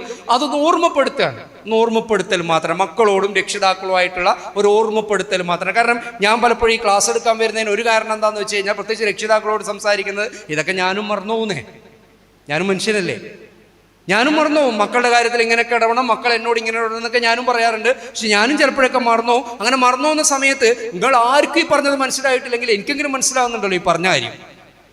ഞാനെങ്കിലും ഒന്ന് ഓർമ്മപ്പെടും, എൻ്റെ ജീവിതമെങ്കിലും കുറച്ചും കൂടി മനോഹരമാവും. അതുകൊണ്ട് നമ്മളിപ്പോൾ ഈ ഒരു മാസത്തേക്ക് ഗംഭീര പ്രകടനമൊക്കെ ചിലപ്പോൾ നടന്നേക്കും അല്ലെ. ഇന്ന് വീട്ടിൽ പോയിട്ട് ഒരു എന്നൊക്കെ പറഞ്ഞിട്ട് വേണമെങ്കിൽ മക്കളെ അല്ലെ, മക്കൾക്ക് തന്നെ തോന്നും പിരാന്തായും തോന്നും, ഉമ്മാക്ക് ഉപ്പാക്ക് ക്ലാസ്സൊക്കെ കഴിഞ്ഞിട്ട് അല്ലെ മൊത്തത്തിലെന്തോ പിരാന്തായും തോന്നും എന്നൊക്കെ ചിലപ്പോൾ തോന്നിയേക്കും. പക്ഷെ ഇത് കുറച്ചു കാലം ഉണ്ടാവും, കുറച്ചു കാലം നമ്മളിത് പഴയ തന്നെ ആവും. ഇതെല്ലാം മറന്നു. ഈ അംഗീകാരം കൊടുക്കലും ഈ പ്രോത്സാഹിപ്പിക്കലും ഈ നന്മ പറയലും മുത്തലൊക്കെ അങ്ങ് മറന്നിട്ട് വേറെ ലോകത്ത് വീണ്ടും ആവും. അപ്പം ആരെങ്കിലും വന്നിട്ട് വീണ്ടും ഓർമ്മപ്പെടുത്തേണ്ടി വരും. അപ്പം ഇത് ഓർമ്മപ്പെടുത്തുന്നത് നല്ലതാണ് അല്ലേ. ഇങ്ങനെ ചില ഓർമ്മകൾ ഉണ്ടാക്കിയെടുക്കുക എന്നുള്ളത് പ്രധാനപ്പെട്ടതാണ്. ഈ മക്കളുടെ കാര്യത്തിൽ ഞാൻ പറഞ്ഞു, നിങ്ങളെല്ലാവരും SSLC +2 ഒക്കെ കഴിഞ്ഞാണ്. കോമ്പറ്റീഷൻ കൂടിക്കൊണ്ടേയിരിക്കുകയാണ് ലോകത്ത്. കൽപ്പറ്റ നാരായണൻ എന്ന് പറഞ്ഞിട്ടൊരു അധ്യാപകനുണ്ട്, കവി കൂടിയാണ് അദ്ദേഹം. സോഷ്യൽ മീഡിയയിലേക്കൊക്കെ അദ്ദേഹം ഈ അടുത്ത കാലത്ത് ഒരു പ്രഭാഷണത്തിൽ ചോദിക്കുന്ന ഒരു ചോദ്യമുണ്ട്. ഞാനിപ്പോൾ ഇവിടുന്ന് കാഞ്ഞങ്ങാട് നിന്ന് ബസ് കയറി എന്ന് വിചാരിക്കുക പയ്യന്നൂരേക്ക്. കാഞ്ഞങ്ങാട് നിന്ന് ബസ് കയറിയിട്ട് പയ്യന്നൂർ എത്തുന്നതിന് മുമ്പായിട്ട് ഇപ്പോൾ ചെറുവത്തൂർ വെച്ചിട്ടോ നീലേശ്വരത്ത് വെച്ചിട്ടോ എന്നെ പഠിപ്പിച്ചൊരു മാഷ് ബസ്സിൽ കയറി, എനിക്ക് സീറ്റുണ്ട്. അപ്പം ഞാൻ സ്വാഭാവികമായിട്ട് എന്ത് ചെയ്യും? വയസ്സായി എന്നെ പഠിപ്പിച്ചൊരു മാഷ് ബസ്സിൽ കയറി, സീറ്റില്ല, ഞാൻ സീറ്റിലാണ്. ഞാൻ പഴയൊരു വിദ്യാർത്ഥി എന്നാൽ ചാടി എണീച്ചിരിക്കും മാഷേ എന്ന് പറഞ്ഞിട്ട് മാഷ്ക്ക് സീറ്റ് കൊടുക്കും സ്വാഭാവികമായിട്ട്. ഞാൻ സീറ്റ് കൊടുത്തു. മാഷ് ഇരിക്കുന്നതിന് മുമ്പ് ഞാൻ പഠിപ്പിച്ച വേറൊരു പയ്യൻ ആ ബസ്സിലുണ്ടായിരുന്നു. ഞാൻ ഒഴിഞ്ഞൊഴിച്ച കീസിലേക്ക് അവൻ ചാടി അങ്ങ് കയറിയിരുന്നു. ഞാൻ എൻ്റെ മാഷ്ക്ക് ഒരു സീറ്റ് വിട്ടുകൊടുത്തു. ആ മാഷ് ഇരിക്കും മുമ്പ് ഞാൻ പഠിപ്പിച്ചൊരു കുട്ടി ഞാൻ വിട്ടുകൊടുത്ത സീറ്റിലേക്ക് ചാടിയിരുന്നു. മാഷ് ചോദിക്കുന്ന ചോദ്യം എത്ര ഉള്ളൂ, ഇതിൽ ആര് ചെയ്തതാണ് ശരി? നിങ്ങളുടെ അഭിപ്രായം എന്താ? ഇത് ആര് ചെയ്താ ശരി? ഇതിലാരോ ശരി? വയസ്സായ എൻ്റെ മാഷ്ക്ക് സീറ്റ് വിട്ടുകൊടുത്ത ഞാനാണോ ശരി? ഞാൻ എണീച്ച സീറ്റിലേക്ക് മാഷിരിക്കാൻ മുമ്പ് ചാടിയിരുന്ന എൻ്റെ കുട്ടിയാണോ ശരി? രണ്ടും ശരിയാണ്. ഇത് രണ്ടും ശരിയാണ്. കാരണം എന്താണെന്നറിയോ? ഞാനടക്കമുള്ള നിങ്ങളടക്കമുള്ള മുഴുവൻ മനുഷ്യന്മാർ സ്കൂളിൽ പഠിപ്പിച്ചത് മുതിർന്നവരെ ബഹുമാനിക്കണം, പ്രായാളുകളെ ബഹുമാനിക്കണം, സീറ്റ് കൊടുക്കണം, ഇങ്ങനെയുള്ള കുറേ മൂല്യബോധങ്ങളൊക്കെ പഠിച്ചു വന്നവരാണ്. പുതിയ കുട്ടികൾ പഠിക്കുന്നത് മത്സരമുള്ളൊരു ലോകമാണ്, ഹൈലി കോമ്പറ്റീവ് ആയിട്ടുള്ള ഒരു ലോകമാണ്. നിങ്ങളൊന്ന് മടിച്ചു നിന്നാൽ ആ സീറ്റ് വേറെ ആൾ കുത്തിക്കൊണ്ടു പോകും എന്നാണ് നമ്മൾ മക്കളെ പഠിപ്പിച്ചുകൊണ്ടേയിരിക്കുന്നത് അല്ലേ. നിനക്കൊരു സീറ്റ് കിട്ടിക്കഴിഞ്ഞാൽ നിനക്കൊരു അവസരം കിട്ടിയാൽ മുതലായിക്കൊള്ളാം, മുതലാക്കിയില്ലെങ്കിൽ തൊട്ട് ബാക്കിലുള്ളത് എടുക്കും. അത്രയും കോമ്പറ്റീറ്റീവ് ആയിട്ടുള്ള നിങ്ങൾ നീറ്റിൻ്റെയും കീമിൻ്റെയൊക്കെ റാങ്ക് കാണാറില്ലേ? പോയിന്റ് വെച്ചിട്ടുള്ള റാങ്ക്. ഒരു പോയിന്റിന് അര പോയിന്റിന് സീറ്റ് നഷ്ടപ്പെടുന്നത്. അത്രയും കോമ്പറ്റീവ് ആയിട്ടുള്ള ഒരു ലോകത്ത് മത്സരിക്കണം മക്കളെ എന്ന് പഠിപ്പിച്ച് വരുന്ന മക്കളാണ് നമ്മുടെ മക്കൾ. ഇങ്ങനെ വരുന്ന മക്കൾക്ക് നമ്മൾ ഈ പറഞ്ഞ മൂല്യബോധം കൂടി ഉണ്ടാക്കിയെടുക്കൽ കൂടിയാണ് നമ്മളെ പണി. അതിനാണല്ലോ മദ്രസയും അതിനാണല്ലോ പിന്നെ കുടുംബമൊക്കെ ഉള്ളത്. ബാങ്ക് കൊടുക്കുന്നുണ്ട്. ബാങ്ക് കഴിഞ്ഞുകൂടെ ഞാൻ നിർത്തും.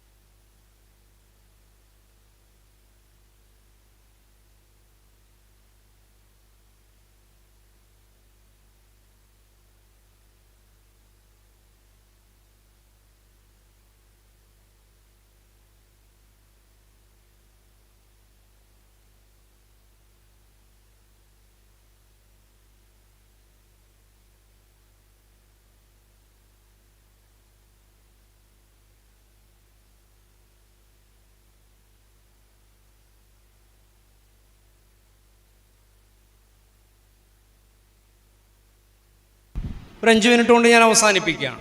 ബോറടിച്ചോ നിങ്ങൾക്ക്? ബോറടിച്ചോ? ഈ ക്ലാസ്സൊക്കെ കഴിഞ്ഞിട്ട് നിങ്ങളുടെ കുടുംബജീവിതത്തിൽ എന്തെങ്കിലും ഒരു ചെറിയൊരു ചേഞ്ച് ഉണ്ടായി കഴിഞ്ഞാൽ നമ്മുടെ ഈ ദിവസം സക്സസ് ആയി. എന്തെങ്കിലും ഒരു അല്ലേ, നമ്മുടെ മക്കളുമായി ബന്ധപ്പെട്ട കാര്യത്തിൽ, മക്കൾ രക്ഷിതാക്കളുമായി ബന്ധപ്പെട്ട കാര്യത്തിൽ, നമ്മുടെ ഉപ്പയും ഉമ്മയുമായി ബന്ധപ്പെട്ട കാര്യത്തിൽ എന്തെങ്കിലുമൊക്കെ ഒരു ചലനം നമുക്ക് ഉണ്ടാക്കിയെടുക്കാൻ പറ്റിക്കഴിഞ്ഞാൽ എൻ്റെ ഈ വരവും, എൻ്റെ ഈ എനർജി ചെലവഴിക്കലും, എൻ്റെ ഈ വർത്താനമൊക്കെ, നമ്മുടെ ഈ പരിപാടിയൊക്കെ വിജയിക്കുന്ന പരിപാടിയായിട്ട് മാറും. അപ്പം ഞാൻ പറഞ്ഞു വന്നത്, നമ്മുടെ മക്കൾ മൂല്യങ്ങൾ കൂടിയുള്ള ആളുകളായിട്ട് വളരണം എന്നുള്ളിടത്താണ്. അതുകൊണ്ട് ഫ്രൂട്ട്സ് ഗ്ലോബലി എന്ന് പറയും. നമ്മുടെ മക്കളുടെ ഫലങ്ങൾ ലോകത്തോളം ഇങ്ങനെ സഞ്ചരിക്കണം, ഗ്ലോബലി ആയിരിക്കും. പക്ഷെ റൂട്ട്സ് അല്ലെങ്കിൽ ഷെയ്ഡ്സ് ലോക്കലി, അവരുടെ തണല് നമ്മുടെ നാട്ടിൽ, നമ്മുടെ വീട്ടിൽ കിട്ടണം. നമ്മുടെ കുട്ടി അമേരിക്കയിൽ പോട്ടെ, നമ്മുടെ മക്കൾ ന്യൂസിലാൻഡിൽ പോട്ടെ, കാനഡയിൽ പോട്ടെ, രാജ്യത്തിൻ്റെ വേറെ ഏത് ഭാഗത്ത് പോട്ടെ, ഏത് ജോലിയിലെത്തട്ടെ, അവരൊക്കെ ലോകത്തിന് സേവനം ചെയ്യട്ടെ, അവരുടെ ഫ്രൂട്ട്സ് ലോകത്തോളം പോട്ടെ. പക്ഷെ അവരുടെ തണൽ, അവരുടെ ഷെയ്ഡ്സ്, അത് നമ്മുടെ നാട്ടിലും നമ്മുടെ കുടുംബത്തിലും എത്തുന്ന മക്കളായിട്ട് നമ്മുടെ മക്കളെ മാറ്റാൻ വേണ്ടിയിട്ട് നമുക്ക് പറ്റണം. അവിടെ അവർ പറക്കുന്നിടത്തോളം പറന്നോട്ടെ, അതൊന്നും കുഴപ്പമില്ല, ഏത് രാജ്യത്ത് വേണമെങ്കിലും പഠിച്ചോട്ടെ. പക്ഷേ അവർ നമ്മുടെ നാടിനും നമ്മുടെ വീടിനും ഉപകരിക്കുന്ന മക്കൾ കൂടിയാണ് എന്നുള്ള ബോധ്യത്തിലേക്ക് നമുക്ക് കൊണ്ടുവരാൻ വേണ്ടിയിട്ട് പറ്റണം. ഇപ്പോൾ കഴിഞ്ഞ ദിവസം എൻ്റെ നാട്ടിലെ നബിദിന പരിപാടിൻ്റെ ഭാഗമായിട്ട് നിക്ഷാൻ ഇലക്ട്രോണിക്സിൻ്റെ മുതലാളി മൊയ്തു, എൻ്റെ നാട്ടുകാരനാണ്, MMB മൊയ്തു, കടുകാരൻ അഹമ്മദാജിക്ക എന്നാണ് അവരുടെ ഉപ്പയെ പറയുക, സഫയർ അഹമ്മദാജി എന്നൊക്കെ പറയും. പഴയ സഫയർ ഹോട്ടലിൻ്റെ മുതലാളിയൊക്കെ ആയിരുന്നല്ലോ. അപ്പം മൂപ്പരുടെ അടുത്തേക്ക് എല്ലാ വർഷവും നമ്മുടെ നാട്ടിൽ നബിദിന പരിപാടി ഉണ്ടാകുമ്പം പിരിവിന് പോകും. നാട്ടിലൊരു പ്രധാന സംരംഭകൻ എന്നുള്ള നിലയിൽ അങ്ങനെയാണല്ലോ. മൊയ്തൂനെ കാണും, മൊയ്തൂൻ്റെ അനിയൻ ആസാദിനെ കാണും. ഇപ്പോൾ കുനിയ നിങ്ങളുടെ സർവകലാശാല അല്ലെ, ഓപ്പൺ ഒരു പ്രൈവറ്റ് സർവകലാശാല വരാൻ പോകുന്നുണ്ടല്ലോ, അതിൻ്റെയൊക്കെ ഒരു ഭാഗമായിട്ടുള്ള അദ്ദേഹത്തിൻ്റെ ഒരു അനിയനുണ്ട്, ഒരു ഷംസാദ്. ഇങ്ങനെ ആളുകളൊക്കെ ഇവർ പോയിട്ട് കാണും. ഇപ്പോൾ ഇന്നലെ എഫ് ബിയിലും ഞങ്ങളുടെ നാട്ടിലെ വാട്സപ്പ് ഗ്രൂപ്പിലൊക്കെ മൊയ്തൂഖാനെയും ആസാദിനെയൊക്കെ പ്രകീർത്തിച്ചുകൊണ്ട് നാട്ടിലൊരു ചെറുപ്പക്കാരനൊരു കുറിപ്പിട്ടിട്ടാണ്. കുറിപ്പിന് ആദരവൊന്നുമില്ല, അവർക്ക് ഇത്ര വലിയ ആളുകളായിട്ടും ഇത്ര വലിയ പൈസക്കാരായിട്ടും ഇത്ര തിരക്കുള്ള മനുഷ്യരായിട്ടും നാട്ടിലൊരു സാധാരണ നബിദിന പരിപാടി ഉണ്ടാകുന്ന സമയത്ത് നമ്മൾ പോയാൽ നമ്മൾ പരിഗണിക്കുകയും കാണുകയും അവർക്ക് കൊണ്ടാവുന്ന പൈസയൊക്കെ സംഭാവനയായിട്ട് തരികയും ചെയ്യുന്നു. നാടിനെ മറക്കുന്നില്ലല്ലോ അവർ. ഇതാണ് അവരുടെ അല്ലെ ഒരു കൺസേൺ, അല്ലെങ്കിൽ അവരുടെ ഒരു ആനന്ദത്തിൻ്റെ കാരണം. നമ്മുടെ മക്കളും ഇങ്ങനെയുള്ള ആളുകളൊക്കെ ആവണം.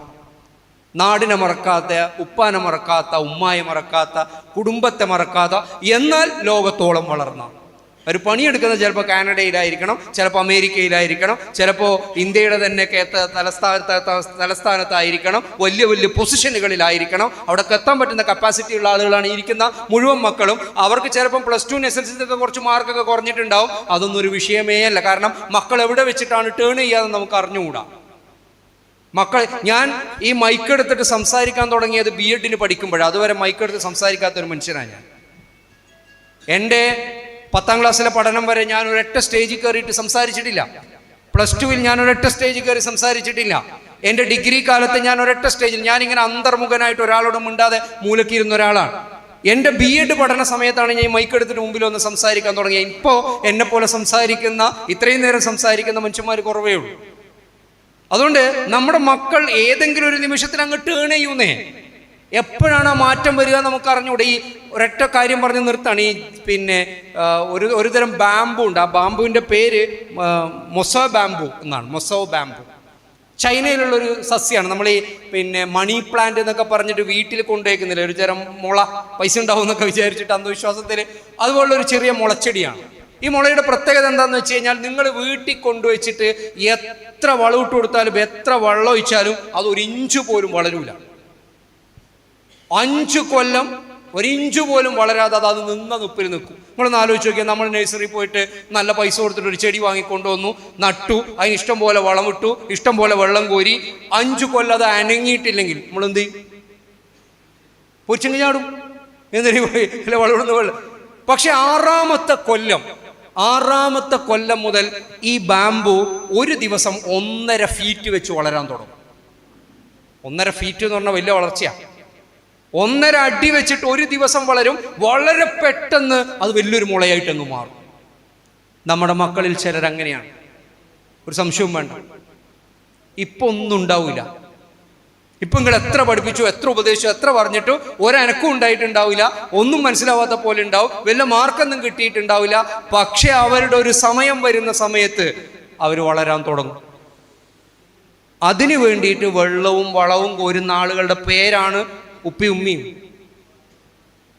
മക്കൾ ഇപ്പോൾ ഒന്നും എന്താണെന്ന് പറഞ്ഞാൽ ഞാൻ എപ്പോഴും കുട്ടികളോട് പറയാറുണ്ട്, മക്കളെ നിങ്ങൾ ചിലപ്പോൾ ഞാൻ ഇത്രയും നിങ്ങളെ പഠിപ്പിച്ചിട്ടും നിങ്ങളൊന്നും എനിക്ക് റെസ്പോൺസ് തന്നില്ലെങ്കിൽ എനിക്കൊരാഗ്രഹമുണ്ട്, ഭാവിയിൽ നിങ്ങൾ വലിയ അറിയപ്പെടുന്ന ഒരാളായിട്ട് വരുമ്പോൾ, എൻ്റെ മുമ്പിൽ വരുമ്പോൾ, ചിലപ്പോൾ കോളേജിൽ തന്നെ ഞങ്ങളുടെ ഡിപ്പാർട്ട്മെൻറ്റിൽ അതിഥിയായിട്ട് വരുമ്പോൾ എനിക്ക് നെഞ്ചി കൈവച്ച് പറയാൻ പറ്റില്ലല്ലോ, മോനെ നീ എൻ്റെ ക്ലാസ്സിലുണ്ടായിരുന്നു, മോളെ നീ എൻ്റെ ക്ലാസ്സിലുണ്ടായിരുന്നു, പക്ഷെ നിനക്ക് വേണ്ടി എനിക്കൊന്നും ചെയ്യാൻ പറ്റിയിട്ടില്ലല്ലോ എന്ന് സങ്കടത്തോട് കൂടിയിട്ട് ഓർക്കുന്ന ഒരാളായിട്ട് ഞാൻ മാറാൻ പാടില്ല.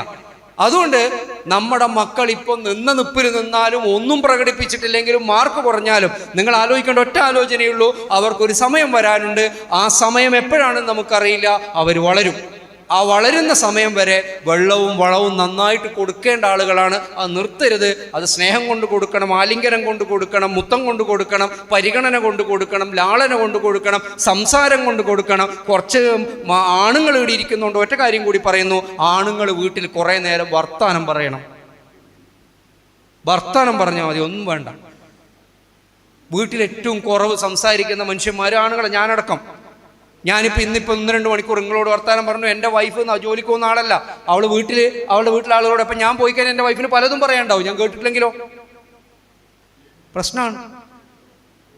ഇടയ്ക്ക് പരാതിയായിട്ട് തന്നെ പറയുന്നത്, നിങ്ങൾ പുറത്തൊക്കെ പോയിട്ട് സംസാരിക്കുന്നു, ഞങ്ങളോട് കാര്യം സംസാരിക്കുന്നില്ലല്ലോ. സംസാരിക്കുന്നുണ്ട്, അത് പോരാ എന്നുള്ളതാണ്. അതുകൊണ്ട് നമ്മളൊരു 3000 വാക്ക് ഒരു ദിവസം ഉപയോഗിക്കുന്നുണ്ടെങ്കിൽ നമ്മളെ വീട്ടിൽ എത്ര വാക്ക് നമ്മൾ ഉപയോഗിക്കുന്നുണ്ടെന്ന് വെറുതെ ഒന്ന് ഓഡിറ്റ് ചെയ്യണം. ഒരു 3000 വാക്ക് ഒരു ദിവസം നമ്മൾ സംസാരിച്ചു എന്ന് വെറുതെ വിചാരിക്കാം. എത്ര വാക്ക് നമ്മുടെ മക്കളോടും നമ്മുടെ ഭാര്യയോടും നമ്മൾ പറഞ്ഞിട്ടുണ്ടാവും അതിൽ. അത് ഓഡിറ്റ് ചെയ്യണം. നമ്മൾ വീട്ടിൽ സംസാരിക്കണം, ആണുങ്ങൾ പ്രത്യേകിച്ച് സംസാരിക്കണം. നമുക്ക് എവിടെല്ലോ പോയി സംസാരിക്കാൻ അവസരമുള്ളതുകൊണ്ട് നമ്മളെ സംസാരമൊക്കെ തീർത്തിട്ടാണ് നമ്മുടെ വീട്ടിൽ പോവുക. അപ്പോൾ വീട്ടിലൊക്കെ കുറേ കേൾക്കാനുണ്ട് നമ്മളോട്, അവരെ കേൾക്കാനും ഉണ്ട്, അവരോട് പറയാനുണ്ട്.